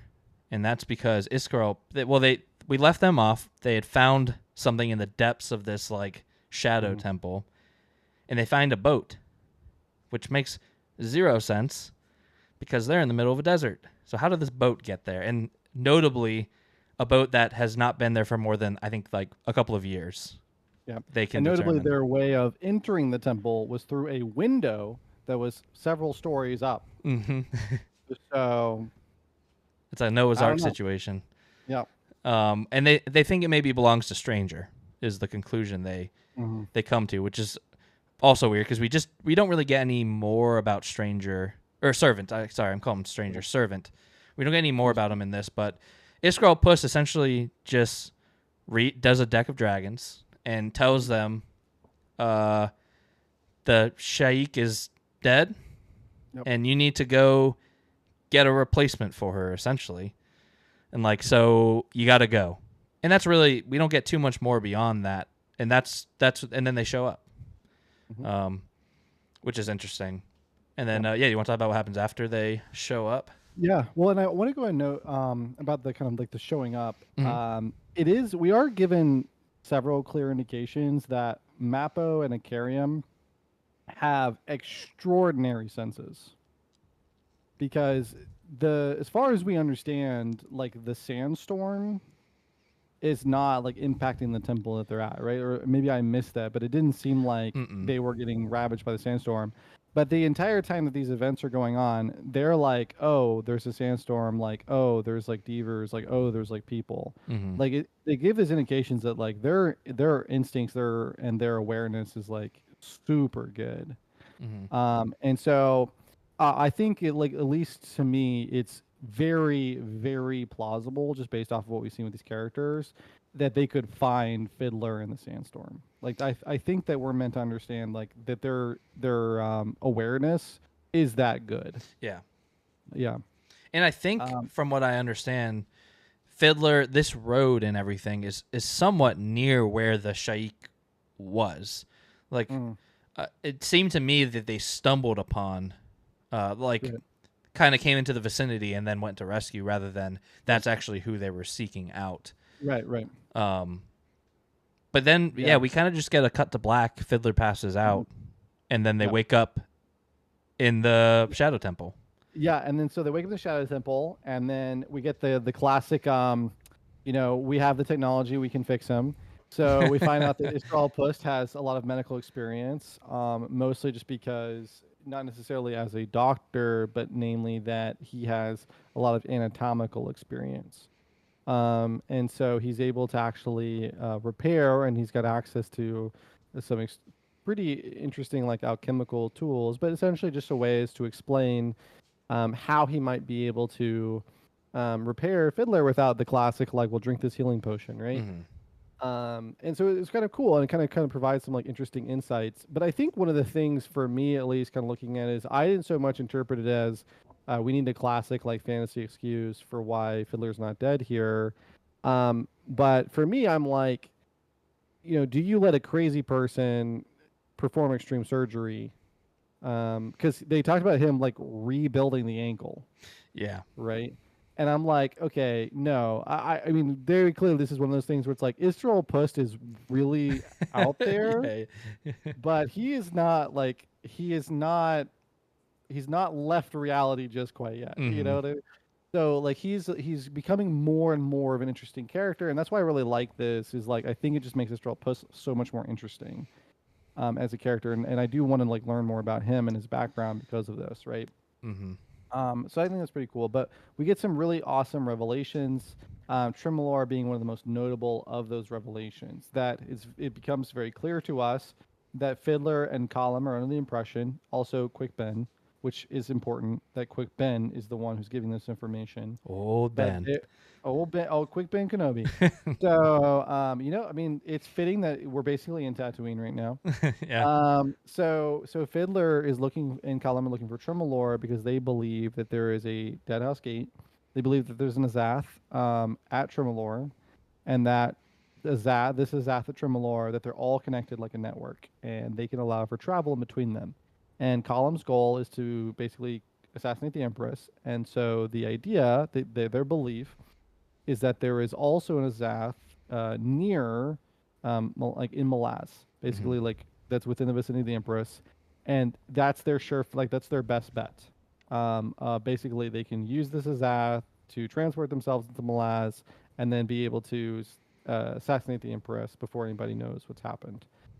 And so that's what they're seeking, and Tremolor is their way of getting there. Yeah. Now, it's notable that it's very important to note that Quick Ben, even though he's not in the story so far, is the one giving them this information. And the reason why that's important is because Quick Ben was a high priest of Shadow Throne. And we are currently with a high priest of Shadow Throne in Israel Pust. Yep. So he's confirming it. Yeah, exactly. So presumably everything that Quick Ben knows, Israel Pust should also know. Yeah. Or at least for the most part. At least we might suspect. And so, again, he's like kind of providing that same information as well. Now, one thing we're at least it seemed to me to be the case is it seems like Quick Ben didn't know Calivan's and Dancer becoming Shadow Throne and Cotillion. Yeah, I don't so think so. It also makes me wonder if Israel Pust knows that too. Yeah. And my thought is probably not. So because Fiddler also chooses not to reveal that information to anyone, which was really interesting. But that's kind of our first big revelation. And then our second big revelation, which is not that big revelation, but everyone agrees communally that Israel Puss is a little crazy. Yeah. And they're all just like, we need to get out of here. And Yeah. everyone's just like, can we not? It's because like he like tells them all this, like, it's not prophecy, but he just like gives them all this information, and then he like, from my understanding, quite literally sinks back into like a shadowy corner and it's gone, and everyone's like, all right, let's get out of here. He's like, ooh. Yeah. So yeah, they're just like, all right, bye. Like, and I don't know if Servant, I can't remember if he was in there or not. I don't think so. No. He's still doing the laundry in the other room. Yeah, exactly. He's making the soup. He's making that soup. No soup for you. But then again, going to the awareness thing, right? Who is it that notices this man, the shadowy man hiding in the literally hiding in the shadows through magic? Icarium. Icarium is just like, Israel, you can reveal yourself now. And he's kind of perturbed by that. Like, nobody was supposed to be able to see him, but like Icarium did. Yeah.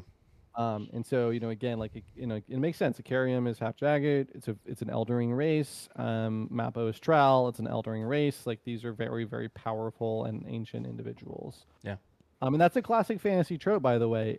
With age comes power, right? With age comes, and so the old, like, this was a classic theme in Lord of the Rings, for example, that the oldest things were the most powerful.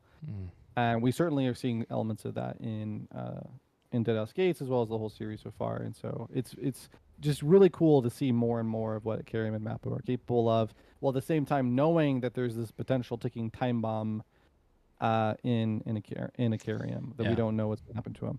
Now, I joked about the second revelation being that they're nodding heads at Israel Puss, but actually the second revelation is the Nameless Ones.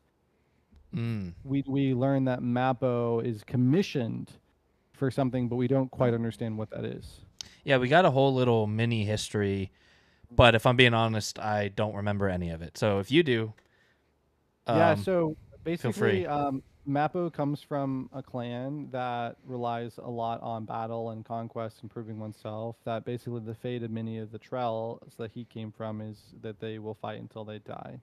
And that's essentially their glory. But he was very good at it, but eventually became sort of tired of the bloodshed and wanted to pursue a different kind of life. And there are other Trells who end up leaving, who become like artisans and merchants and things like that. And so he wanted to follow in the same footsteps, but was engaged by all that we know as the Nameless Ones. Is this the first time we're hearing of them? Nameless Ones? No, the first time we hear of them directly preceded one of our first internal monologues with Mappo, where he regretfully acknowledges to himself that Icarium shouldn't trust him because he's lying to Icarium. He has this vision where he sees Icarium, but he sees past Icarium to these hooded figures who are staring at him. And those are the Nameless Ones. Okay. And so it's not clear if like these are like visions or if they're actually like people that can like watch him. Maybe they're Elderings, maybe there's something else. We don't really know. But he has a mission that he's doing this on the behalf of like the Nameless Ones. And so it's not clear to me yet like what that is. Yeah. But we know that he has a purpose beyond just working. Like Icarium clearly has a purpose that's related to his blackouts, but Mappo has a purpose that's beyond just that. Yeah. Yeah, I think maybe when we first met, that must have been early on when we first met Mappo and Icarium. And I think for me, it was already just like, all right, new characters, new races. There's Deavers. They're soul taken. They're in the desert on a new continent. Like, and I just was like reading things like, I don't know what I need to retain here, because it's just like I could read a whole 10-word sentence and understand like 2 English words like and the. And the rest, I'm just like, these are all new to me. So yeah, that's good to know, because it does seem like their story is gonna come to a head here at some point, and we can talk about that in the predictions. But I did also real quick before we move on to Coltane, because that's really our last thing to talk about. Notably, Callum does meet up with some Malazan refugees, which and he does some assassin stuff. He does. Yeah, some assassin stuff. He's almost like infiltrating the enemy a little bit. Like he's working with them pretending to be someone and then takes out like a whole party of 8. But it seems like the demon helps, and the woman, what's her name, Milana? I wrote it down. Demon. So the demon helps him when he goes back to the camp. Because they had left someone behind to watch their stuff while they went to attack, and these were Dosi. These were like locals of the 7 cities who are hunting the Malazans. Now these guys are like portrayed as being like bullies. They're effectively they're scavengers. They're vainly participating in the apocalypse, right? It's very clear that they're only going after like the weakest people and completely serving their own selfish desires, and basically just using the apocalypse as like the way of justifying like what the horrendous things that they're doing. The looters. They're not. Yeah, they're just trying to profit off of the whole situation. They're not really like, zealots in this sense, right? But of course, Kalam, again, notably is a member of the 7 cities. Like, that's where he was raised. So he can blend in and blends in quite easily. But they go to attack these Malazans. And so, of course, Kalam's not going to let that happen. And so he sort of surprises the bandit leader, cuts his throat, and then, like, takes out, like, a whole... ends up taking out the rest of the guys with their help, and then they have to, like, take out the rest of the camp. And he's sort of able to, like, successfully to take out, like, every member of this group. And then what we learn is that then they go back for the guy who's like holding the horses. But what Kalam didn't realize at the time was that others had joined up with them, and so then they come to find out that like the reason why it didn't get a lot worse is because Aptorian, this demon that's in his wake, manages to ambush a few of these guys on the sidelines, and we don't get to see this scene, but the small indication we get of the scene is that this would have been a like horrific event. That it was just like, I mean, it was just he just like massacred, crunched, like it was like a horse like bitten in half or something, like right? Yeah, it was just a like absolute gore fest. He just completely like devastated these guys and their horses and everything.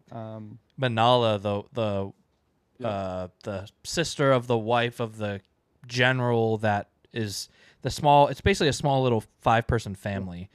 And like I only wrote the general's name. His name's Keneb, which I was like, all right, another K. And then he's got like 2 kids. It's like Kellen and Kalaba. And I'm like, come on. Like there's so many K names. But Manala, his sister-in-law, who Callum might have a thing with. We'll see. I didn't know if it was meant to be humorous, but like after that scene where the demon wrecks everything, right? They don't know that Callum's with this demon, and like Callum and Manala meet up at that horse that's been like bitten in half, and she's like, it looks like there was like a bear or something. Callum's like, yeah, just a bear. And I was like, did she see this demon come in and but they're just like kind of an unspoken thing, or that's what it seemed like to me. I think she kind of knew. To be an indication that like she kind of knew. She's smart. Yeah, and resourceful, and like she kind of seems like a badass. She was like jumping up on her horse, like standing up on her horse and like shooting arrows and stuff. So she seems like she's going to be pretty important. But their journey, I think, is now Callum is kind of escorting them / they're escorting Callum to Aran. Yep. Everything's converging on Aran. Everything's going to Aran. Yep. Everything's coming up Aran.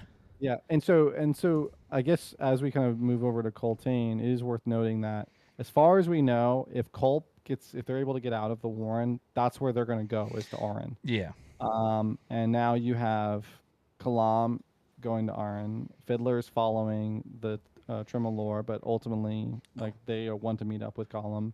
And then we're going to move over to Coltane and Duker. And so notably, they are in the thick of it when it comes to the apocalypse. And it has now come to the point that essentially like one of the furthest cities from them is their last vestige of hope, and it's Aran.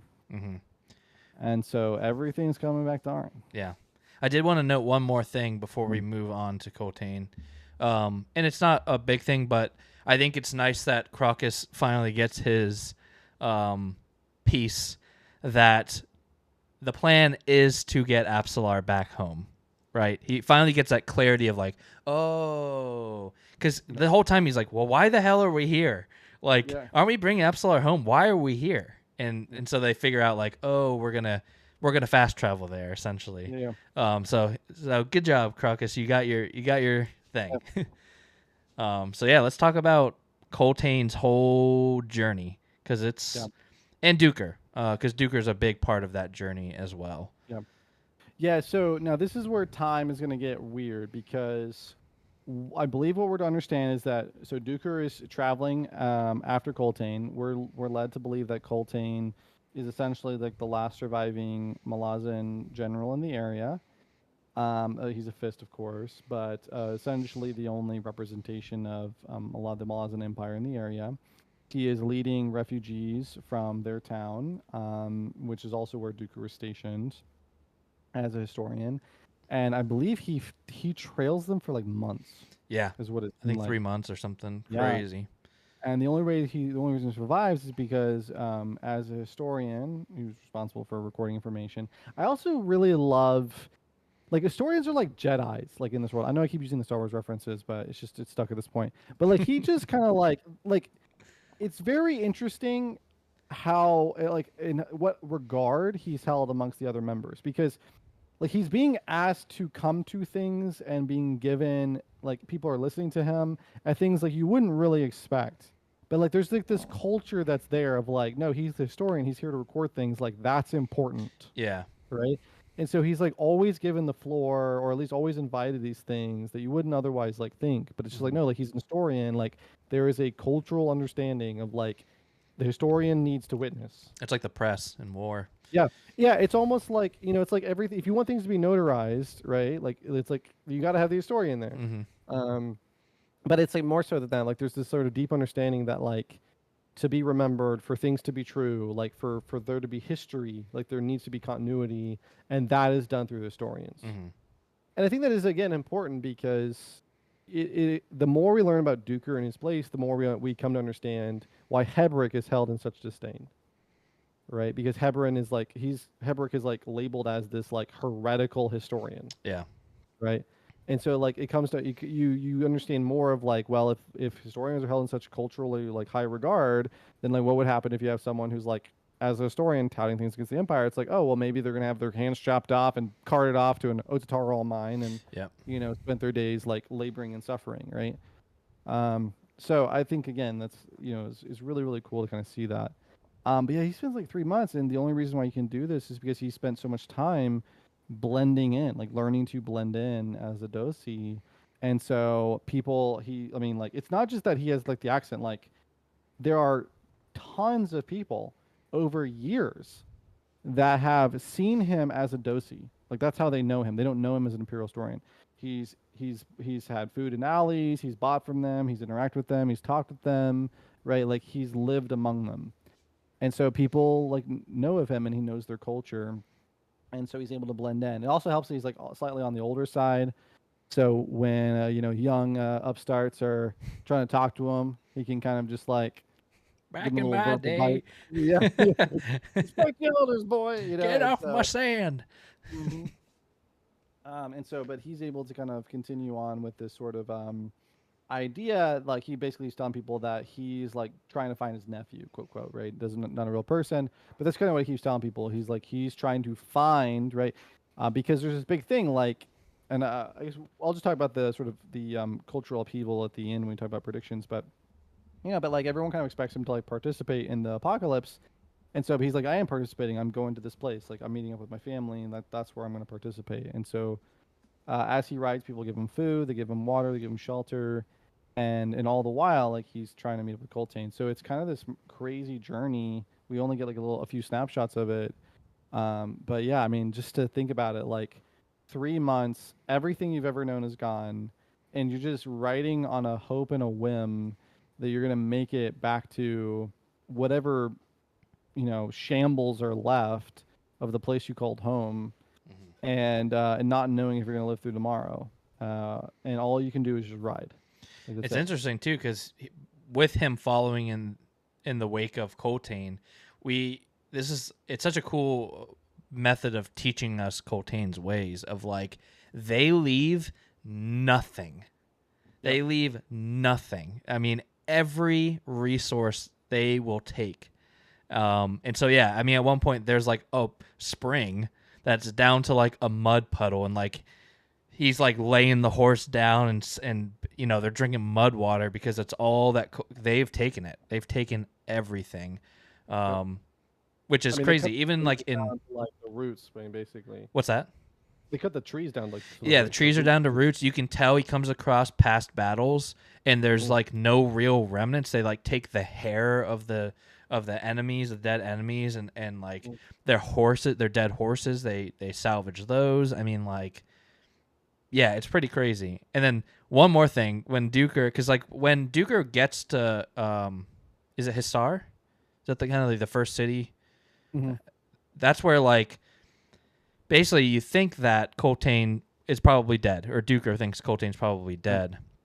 But then he sees, like, a whole rebellion army dead. And he's like, oh, okay. But there are a couple captured Malazan. And this was another one of those graphic, but, like, cool things, the sliding beds.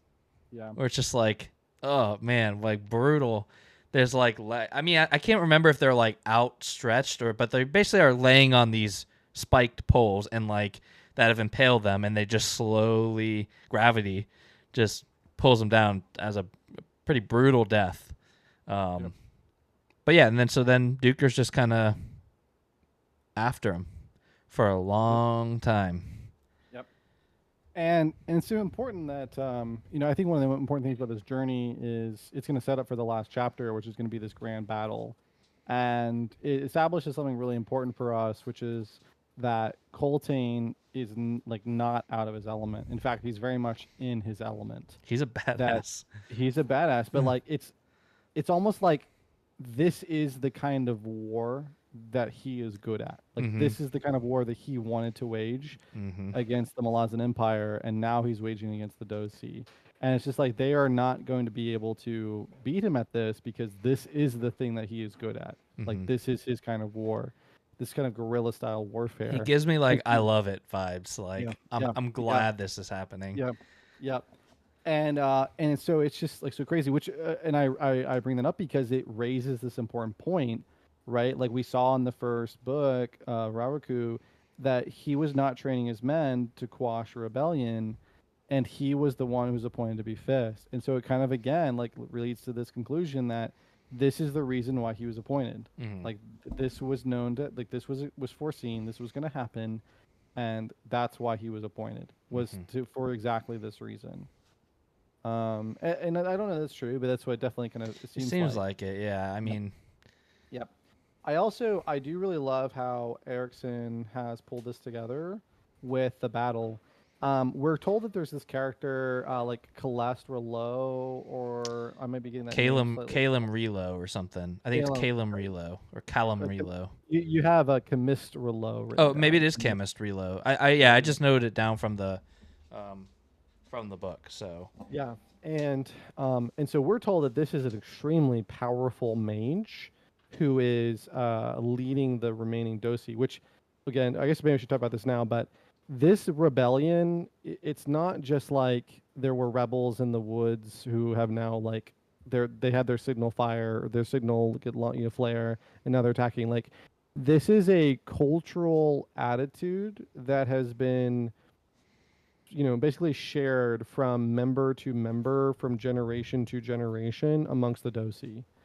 Like I don't know how we could interpret it as anything else. Like when the sandstorm came in, like when the whirlwind was called, it's just like that. Literally every Dosi, effectively, in this country, was essentially called like by like cultural obligation to rise up against the Malazan. So it wasn't just like a couple hundred or a couple thousand, but like every peasant, like every member of this culture. Just all of a sudden, like uprose. So like tens of thousands of people, right? Hundreds of thousands of people potentially, just like all rose up at the same time. Now, sorry, I just wanted to clarify. Yeah. Are the Dosi? I was under the impression that the Dosi are just one of the types. They are. They're one. Yeah, They're from Dosan Pali, right? I'm seeing on the map. but I believe I'm pretty sure that Is that what they just call it, basically? I think that's what Duker that's what he improvises as, though. I think is Yeah, okay. Because there's also it seems like there's the different tribes because there's like the Sialk. Yep. And the I'm looking at just the names of the places. So I didn't know if that was just like the name. Is there a whole continent, a name for the? Well, I think it's just the 7 cities. They're just 7 cities. 7 cities citizens. Yeah, 7 citizens. 7 citizens. Yeah. Yeah. I don't remember. I don't know if that was ever mentioned. But or I think they're called the Odhan. Because that's what I'm looking at here when you were chatting about the name Camus Row. They does say High Mage with the Odhan army. Okay. So I guess we can call them that the Odhan army. Yeah. So the Odhan, but like we're meant to understand that these are like tens and tens of thousands. Yeah. Of people, and so it's kind of impressive. But I mean, it's not kind of impressive; it's very impressive. And so, but the thing is, like, everyone's like, yeah, the Camus Rillo, he's gonna snuff them out. Like, he's the guy who's gonna put an end to Coltane, who's gonna snuff these guys out, right? But then what we learn is that Rello has a real problem. He's not as good as Coltane, and he also can't use his Warren, or at least he's afraid to. Now, why might he be afraid to use his Warren? Well, it turns out that the last time we saw someone in this area use a Warren, it was Sormo, and it nearly got them all killed because they were ravaged by Deers and Soul Taken, who were traveling along the Warrens. So it appears to be affecting Rello as well, or at least they assume it is, because while there are magic fights going on, Rello is not. He's not operating as powerful as he should be. He's not operating like he should be. And so this convergence, this path of hands, is also providing, in some sense, like a boon to them as well. They're able to force Rello to fight on their terms, and they're much better at fighting on these terms. Even when odds are stacked against them, which they very certainly are in this battle that takes place. Yep.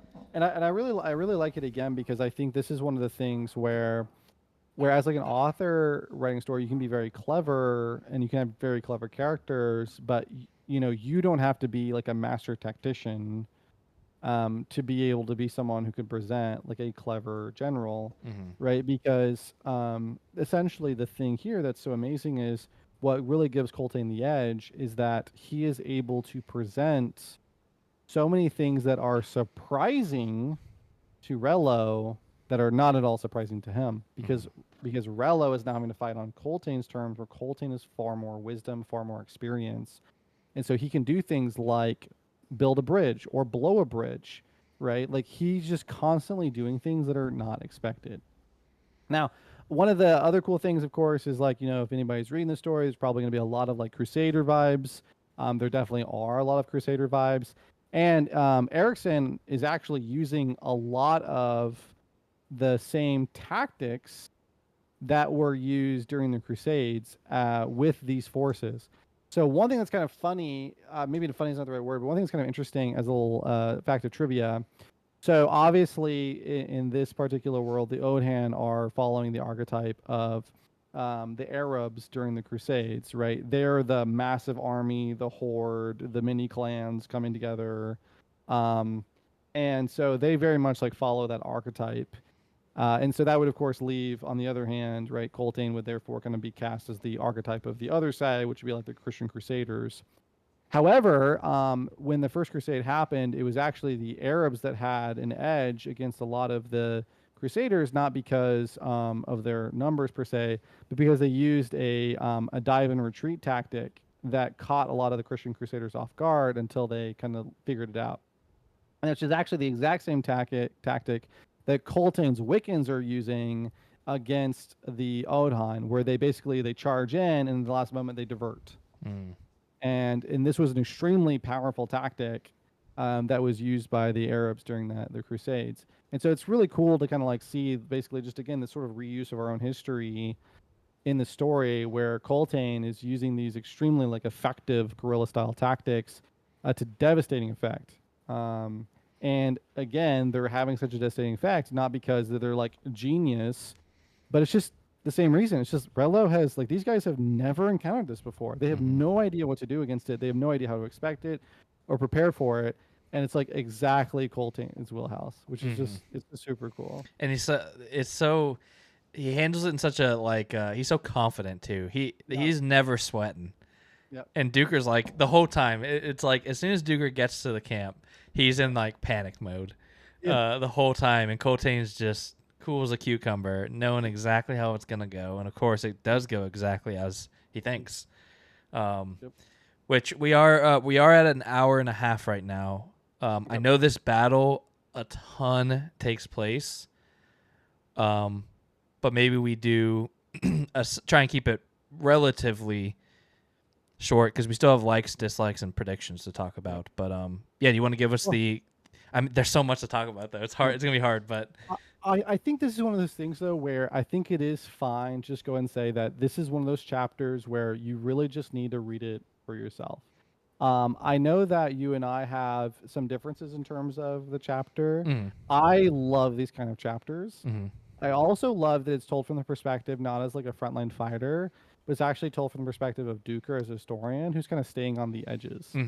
Yep. So I'll just kind of talk about my favorite scene in that, and then maybe if you have like a favorite scene as well, we can talk about that, and then maybe we just move on from there rather than kind of going through the events because I think it is one of those chapters you just kind of need to read it, and if you have read it, it's a very like iconic chapter for that. Now, I would say my favorite moment was, and I kind of already mentioned this, but it's when the panic sets in with Duker, and he's just like, "We got to ride, damn it!" And then like I think it's List, right, who's with him. Yep. Who is notably the colonel or the captain or whatever his position is that during all the training. He was the one that kept dying over and over and over and over, which is hilarious. But also led to some information. He got to sit out and eavesdrop on Coltane and Bolt and stuff. Yes. So I do have to tell like one story about this, which is kind of funny. Which is when I was a freshman in college, I transferred schools between my fall and spring semester. So I was at one school for fall and one school for spring. And because of that, when I was in the fall semester, I was training with a cybersecurity team. This is called CCDC, which is the Collegiate Cyber Defense Competition. And so it's like you're literally that. You're a team of individuals that are tasked with like preparing a set of workstations against a red team. And notably, the college version of this, they actually hire people who have experience being red team. So people who've worked for the government, like CIA, NSA, that kind of thing, who volunteer to participate in this effort, who like will literally attack your workstations. And now, because I transferred when I went to my new school and I went onto the CCDC team, we already had a team and we already had the people who were going to go. So I didn't have a slot anymore to be able to participate with this team. But they asked me like, "Hey, do you want to come and volunteer?" I was like, "Yeah, I would love to volunteer. Like, I'd love to come help out. I can bring food and things like that. And I'm just going to be a guy on the sidelines, but like I'll be there and this will be really fun. And like I want to go, even if I can't compete, right?" But because of that, one of the things that they would have to do is they would have to, in the middle of the competition, like issue requirements where someone would have to like take a bundle of papers, like a stack of papers, a binder, and deliver to each of the teams. And these binders would basically say like, "Hey, I need you to do these things now." And that was like part of the element of the competition was like having to fight against red team while also like fulfilling certain tasks.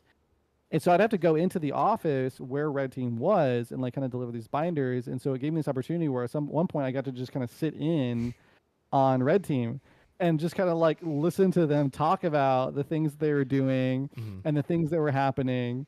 And there was like a moment, for example, where they got to see that like one of their exploits had been capped. And they were like, "Why the hell did I just lose a network connection? Did someone just like pull the cable on that team?" Like, "Hey, Ian, can you go check to see if the team like lawnmowered their power cable because that's technically against the rules, like." And so like I had to do. So it's like when they were talking about like, "Yeah, I was the guy who died all the time, so I just got to sit in on the meetings." I was just thinking back. I was like, I kind of remember when I got to like sit in on the meetings. Yeah. of like these guys who are just like talking about all the stuff they're gonna do to hack these teams and like laughing maniacally Yeah. at like the thought of like how they're gonna like how these like professionally trained red hat hack or black hat hackers are gonna be able to, I guess white hat in their case because they were doing ethically, are just gonna like just take these college kids for a loop. Mm-hmm. And it's so great. And I love this idea of like, well, I died all the time, but like I got to sit in on the meetings. You got the most so knowledge out of it, yeah. And so we see kind of Liz too at this critical moment. It's just like, hey, you know, like actually don't do what you're doing. Yeah. And then Duke is just like, nope, and then just like awkwardly rides into a charging army. It's just like, well, shit, you know. That was my absolute favorite scene of the battle. It was just such a cool way to like portray the battle. It made it feel very different from a lot of like classic fantasy battles. And this whole series has been so cinematic. Mm-hmm. And to have like this sort of cinematic scene that's so characteristically different from like any fantasy show as well, it was just very, very cool to like bring humor into this moment. So I love that. I just thought it was so neat. Yeah. Yeah, I don't know if I have a favorite part. Obviously, when we finally get the revelation of like, I think us as the viewer or as the reader, when Duker can't really put together, the whole thing is they're trying to ford this river, and in time before this army, you know, closes in on them, and like they're way behind schedule. It took way longer to cross these wagons that are very heavy and full of stuff, but not really full of that many refugees. And so, like, you know, I don't know if I knew how they were going to get across, but I didn't doubt that there was something up. So I don't know if, I don't know really what I thought was going on. But it was still fun to see them get to cross. And then, when they blow the bridge and it becomes like a blood slushy on the river. Yeah.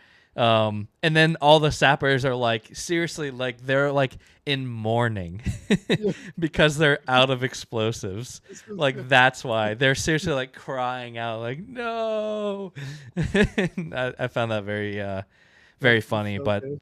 Also there's like the army that get like undead army that gets raised, but they're also like just trapped spirits from however long. And like, Coltane's side, Sormo and stuff, that they speak of like a spirit that's there. I think it's almost like their version of the Warrens in a way. Okay, but it seems like to me that there's like a double-edged sword to them, because they can do something we've not seen before. Like they can literally reincarnate. And it's like presented through these like crows, and so there's some kind of connection they have to the land, like through the way they call it, like, spirits of the land. But it appears to be a double-edged sword in the sense that can also effectively trap their souls as well. Yeah, and so like when they're raising like the dead, they're raising the spirits of the land. Like in many cases, these are literally like members of their culture whose souls have been tied to the land, like kept in this limbo, have not been able to pass on through Hood's gates. Like these are souls that are in some kind of like eternal rest or something like that, but not at peace. And it's kind of a crazy moment because it's, at least by I think it was Nether who presented it. It's presented as in some ways like a recompense of like, this is the thing that they have to do. Like this isn't like they're being tortured. Like it's like they have to do this, and they know they have to do this, and they have to do it because their culture has spent so much time just killing each other. And it took the mockery of an emperor who like looked at them at the height of their might and just laughed and said, "Why do I need to fight you? I'll just give you time because you'll kill yourselves." That like finally brought them together to like that mockery is what gave them the realization of like, he's right. Like, and then that realization bent the knee. That's why they fight for the Molossians, is because it took that mockery. It took that emperor for them to finally be like, no, he's right. Like we need to fix this. And so these like spirits are, all of them are Wiccans long dead who just spent their days killing each other.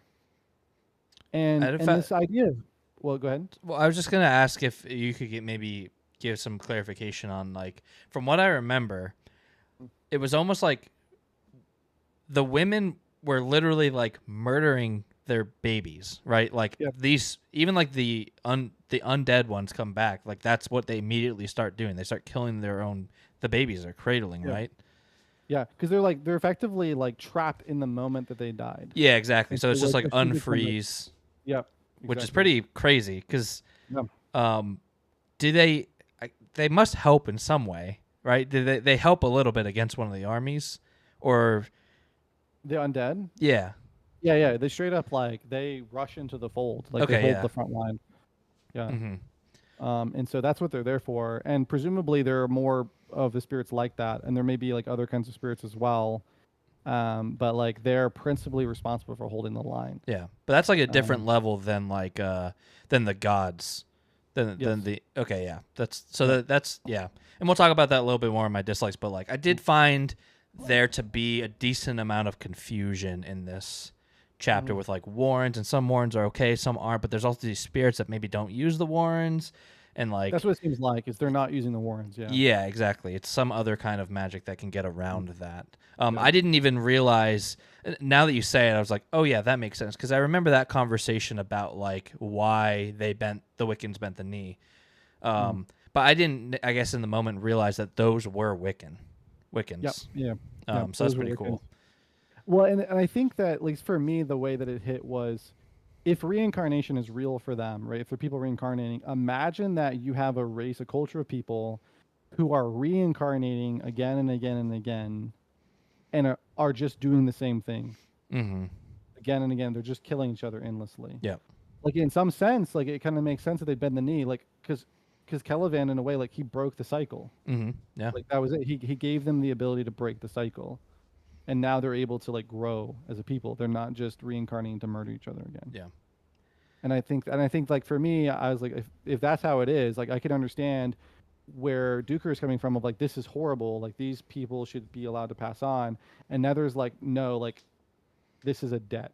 Like all of them would feel this way. They all owe this. Yeah. Right? Because we made the almost eternal mistake of like just spending our days. Just keep doing the cycle. Yeah. Yeah. Over and over and over again without breaking it ourselves. Yeah. Right. And just a couple more little notable, the quick ones. Yeah, we got Nether Nil. We got the child magicians, like the child sorcerer army that Stormer's built up. Yeah. My other favorite part was they crossed the river, and there's an army fighting on that side as well that has since retreated. They basically have won. And Duker goes up to these three guys that are surrounding the body of a dead comrade, and there's also the banner there. And so he goes up and he's like, did you all die protecting this banner? And they're like, no, fuck the banner. Like, they injured our brother, essentially, and they were going to come and torture him, and we fought them till the end because we were not going to let them do that. And my favorite part was, like, Duker is like, is that how you want it to be written?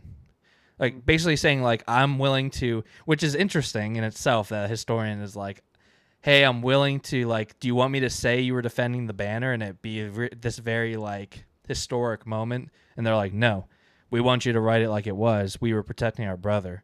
And I was like, damn, that was like a powerful moment for me. I mean, it is because what did they say after that? It's like, we fight for Coltane. We'll follow him anywhere. Like, we're Colt. Like, it's like, we're not Malazan. We're not, like, they weren't Wiccans. They're like, we're not Malazan. We are Coltane's men. Yeah. Yeah. It's such a... I mean, that's, again, how hearts how hearts are one, right? So cool. Yeah. So real quick, let's talk about the. We didn't do it real quick, but tell us about the you nailing your prediction, and then that's really it, I think. Yeah. So there's sort of this funny, like, paradoxical way in which Erickson writes things, where looking at a battle from the comfort of a historian, I'll say comfort. I know it's not quite that, but. Historian is like not in the front lines where he's gonna get like, stabbed. The closest he gets to death is when he goes near that man. He's like in bow shot range, right? Where the archers are currently being attacked by like undead spirits. So it's like quote in range not really. Yeah. But it's this grand, like 50-page chapter or something of this battle. But then we get to like one of the most epic moments in the book for me so far, where they shake Duker awake. Right? It's I think Sormo or one of the other kids, maybe it was Nil, I think. And they shake him awake after he's gone only a few hours of sleep, and they're like, "Hey, you need to come with us." Like, "Hey, why? No, you just gotta come with us." And he comes and he joins all of these warlocks. And I guess it is worth noting that they are called warlocks, whereas people who use warrens are called mages. Okay.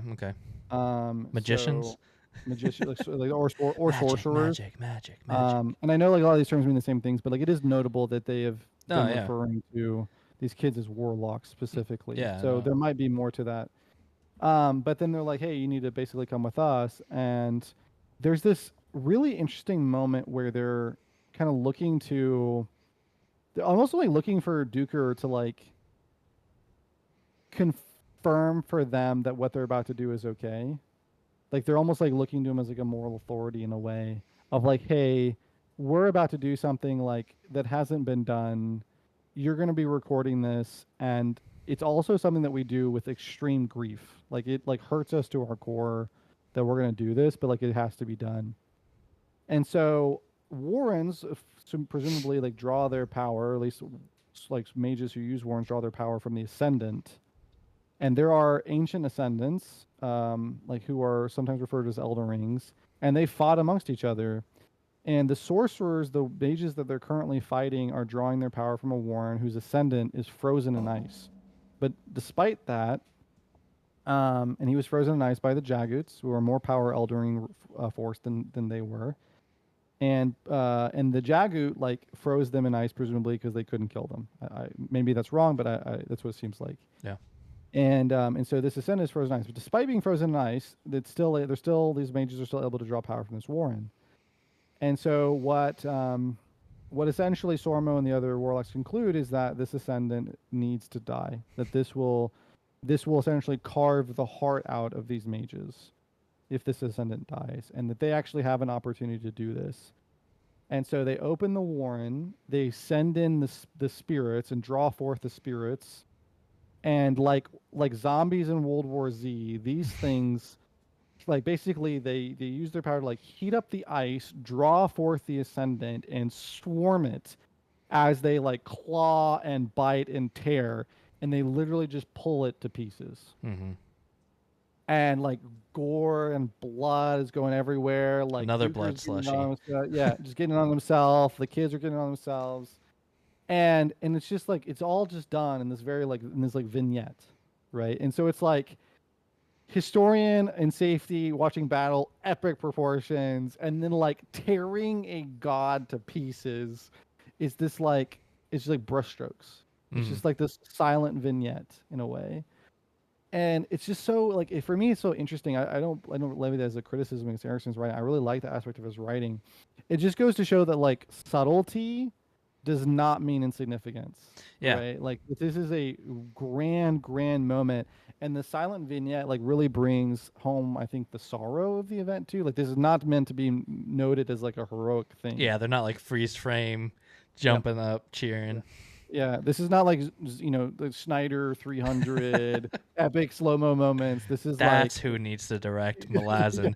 Zack Snyder. Can I get an amen? It would be so much longer. It'd be so long, yeah. And so, but I just thought this was such a cool moment. And then, of course, it like what has now become for me classic Erickson fashion. That moment is then left with this guy running up to Duker to complain about the way he's being treated as like a noble. I'm hungry. While there's like gore like dripping off of Duker, who's just like, dude, I'm going to bed. Like, yeah. It was a crazy part, and and I guess we'll talk about it in predictions, but I found it very interesting that it was we got to see some ice, which was a nice change, and just makes me wonder about the next book a little bit. But so, which is weird to me because I thought the next book was like all about Olaf, because he was always talking about how like water has memory, and my crossing timelines here? No, that's accurate. Yeah. The book 3 is my notably daughter a is like- musical, actually. My daughter's like always want to watch Frozen, but she never wants to watch Frozen 1. It's always Frozen 2. Oh no. Yeah. Well, all right, let's get into we did it. We did it super quick. Yeah. It's basically been the shortest 5 minutes of our life. Yeah. So I've just got our likes, and we share little notes on a program. And so I've got those pulled up of our likes and dislikes if we had any. I'm just gonna go ahead and start with my likes and dislikes. So some just like cool parts. We kind of already touched on it. Blood flies. Ian put, is this a like or a dislike or both? I put both. Like they're awesome, but they're also disgusting and like horrifying. But yeah, super cool. I was really worried you were gonna say I want to own one. I was gonna be like, no, I don't want to own one. No, don't want to own one. Yeah, for me, the highlight of this part was it's so hard because everything is awesome, right? But I did love the nautical scenes and like being on the ship, which just felt really cool, especially coming from a part that was all on sand and stuff. It felt so different, and it really felt different. You know what I mean? It wasn't just like they're on a boat. Like it felt like I felt like I was in a totally different place. And it really, I think he nailed that. And then as far as things I didn't like, not much. I did find the final chapter just because it is I think it's the longest chapter of the bunch, and it's the only chapter where we never jump parties a single time. And I found that I do think that was intentional, and I don't mind that now that I am done and know it. But I was a little disappointed that where we left Fellison and that whole group. I feel like Fiddler and their group that left on a pretty normal note where it made sense. Because we know what their plan is. I don't really know what like the next step is for Fellison, which is fine, But I did find the battle scene to be quite confusing as far as like who was where. We had like 4 different armies blended in every cardinal direction, and so I did find it a little hard to follow here and there. And then not only on top of that, then we've got these new spirits which are different than the Warrens, and I found it to be a little confusing and a little long. Still really cool, and I'm really glad it followed Duker, like you said. I think that was a great decision following the historian. And it paints Coltane in just this awesome light that I'm so glad we didn't follow Coltane for this, because just getting to I felt like a kid where like a parade goes by and like you get to whoa, it's Coltane. That's what I felt like the whole time. So yeah, I mean, it's not really much of a criticism. I love the whole thing, but I would have liked maybe to see that split up just like it had been in previous chapters. Like we get a break from that fight, then we come back. But I do think it was an intentional decision by Erickson. So yeah, that's what I liked, and we'll call it disliked, but not really. Yeah, and then for me, I would just put I'm just ready for the next stage of Fellison. I'm just ready for us to get there.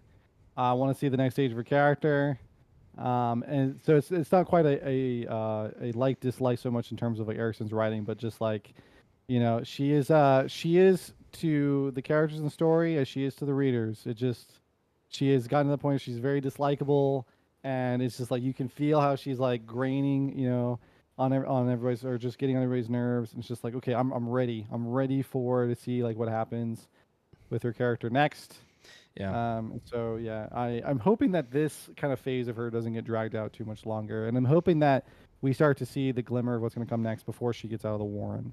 But we'll see.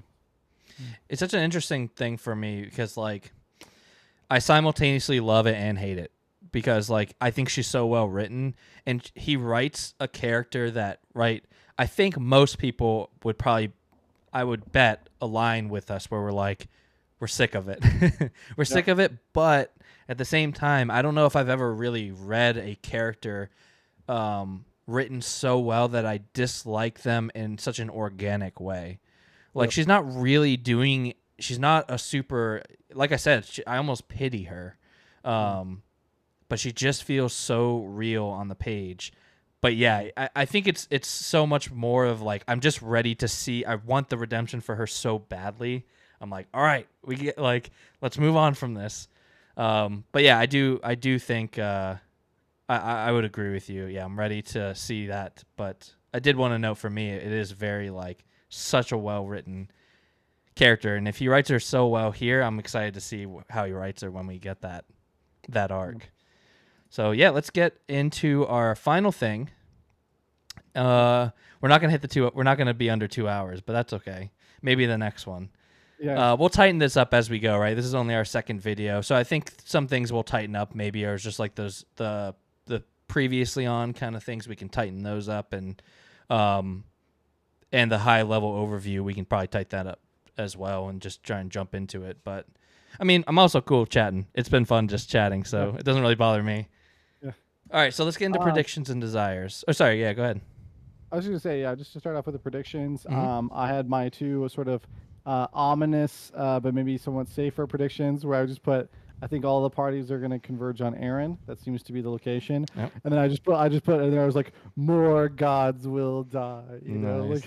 like, so I didn't expect an Ascendant to die at this point. So now I still kind of feel like I'm like, I don't think that was enough for this book. Like if that happened now, I feel like there's more that's gonna come.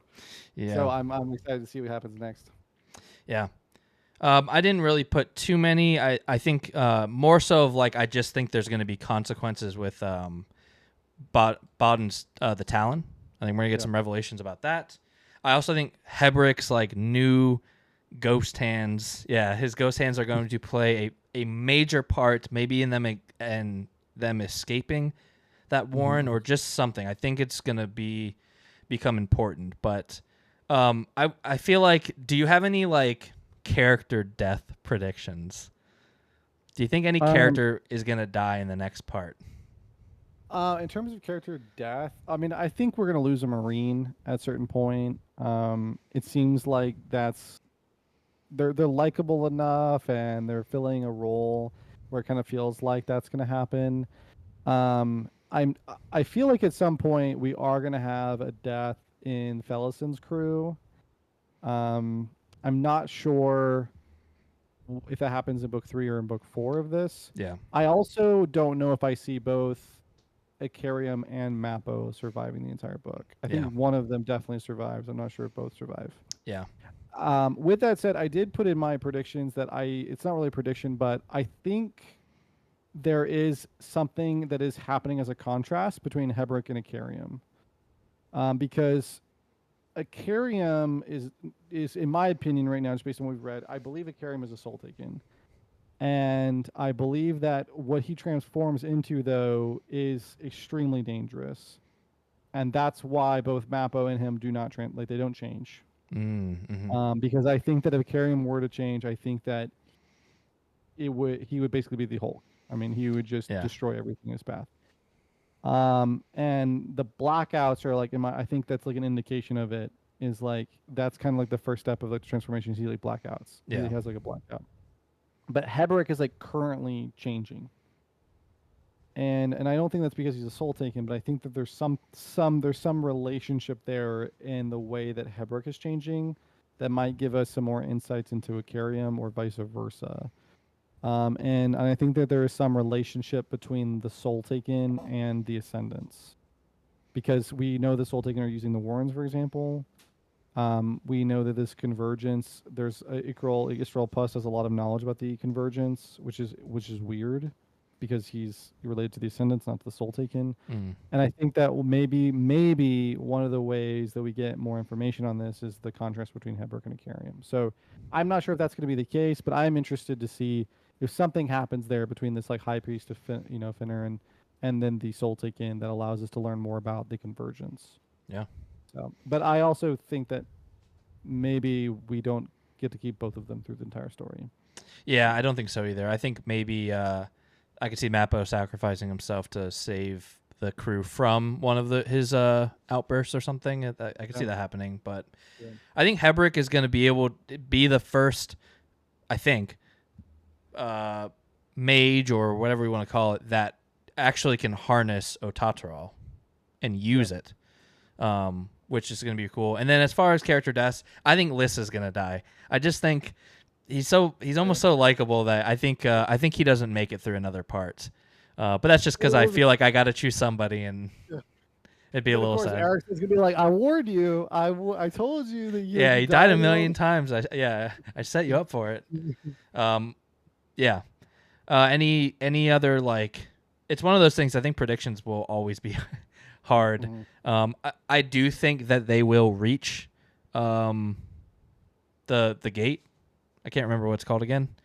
Tremorlor. Tremorlor is the path, and then Deadhouse Gates is the name of the one near Alas, but it's just an Azath. It's Tremorlor is just like the path to the Azath. I think they reached that. I don't know if they go in. I think they definitely reach it. Next part, again, pretty safe prediction.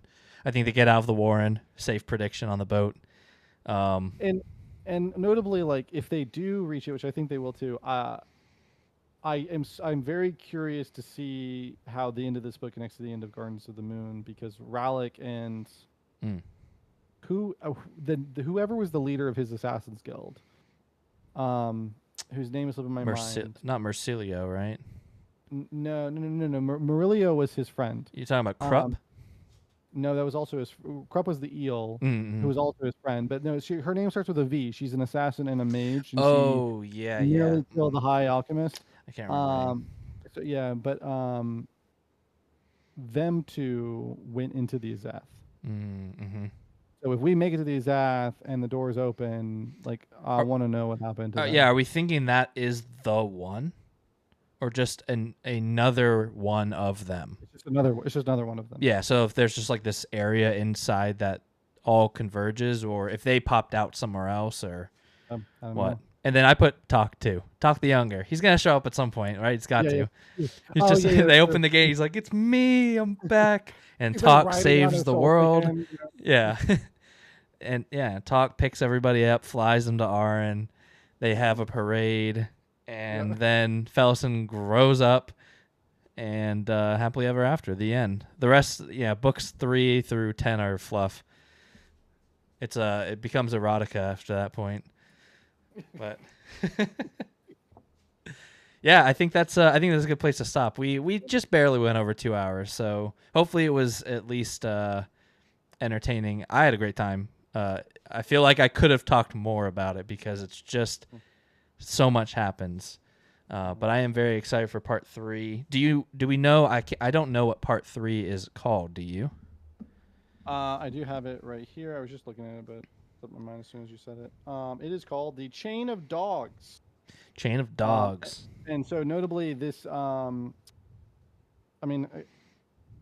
there's 2 maps in the front of the book that are called Coltane's March, Chain of Dogs. So, at the very least.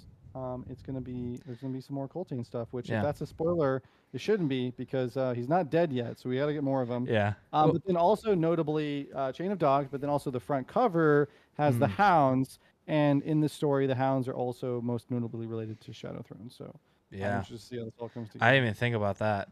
That's crazy.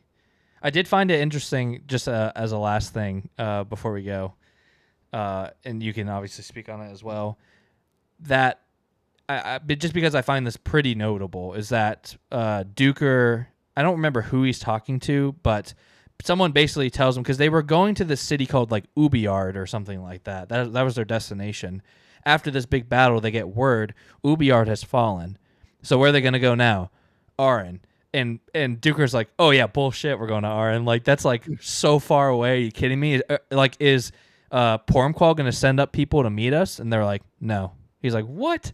Pormqual's not going to send anybody to help us? And so I think that's important too, that Malaz City or Pormqual, if he's even alive, we don't even know, right? We've just gotten orders from Pormqual, who seemingly sucks ass.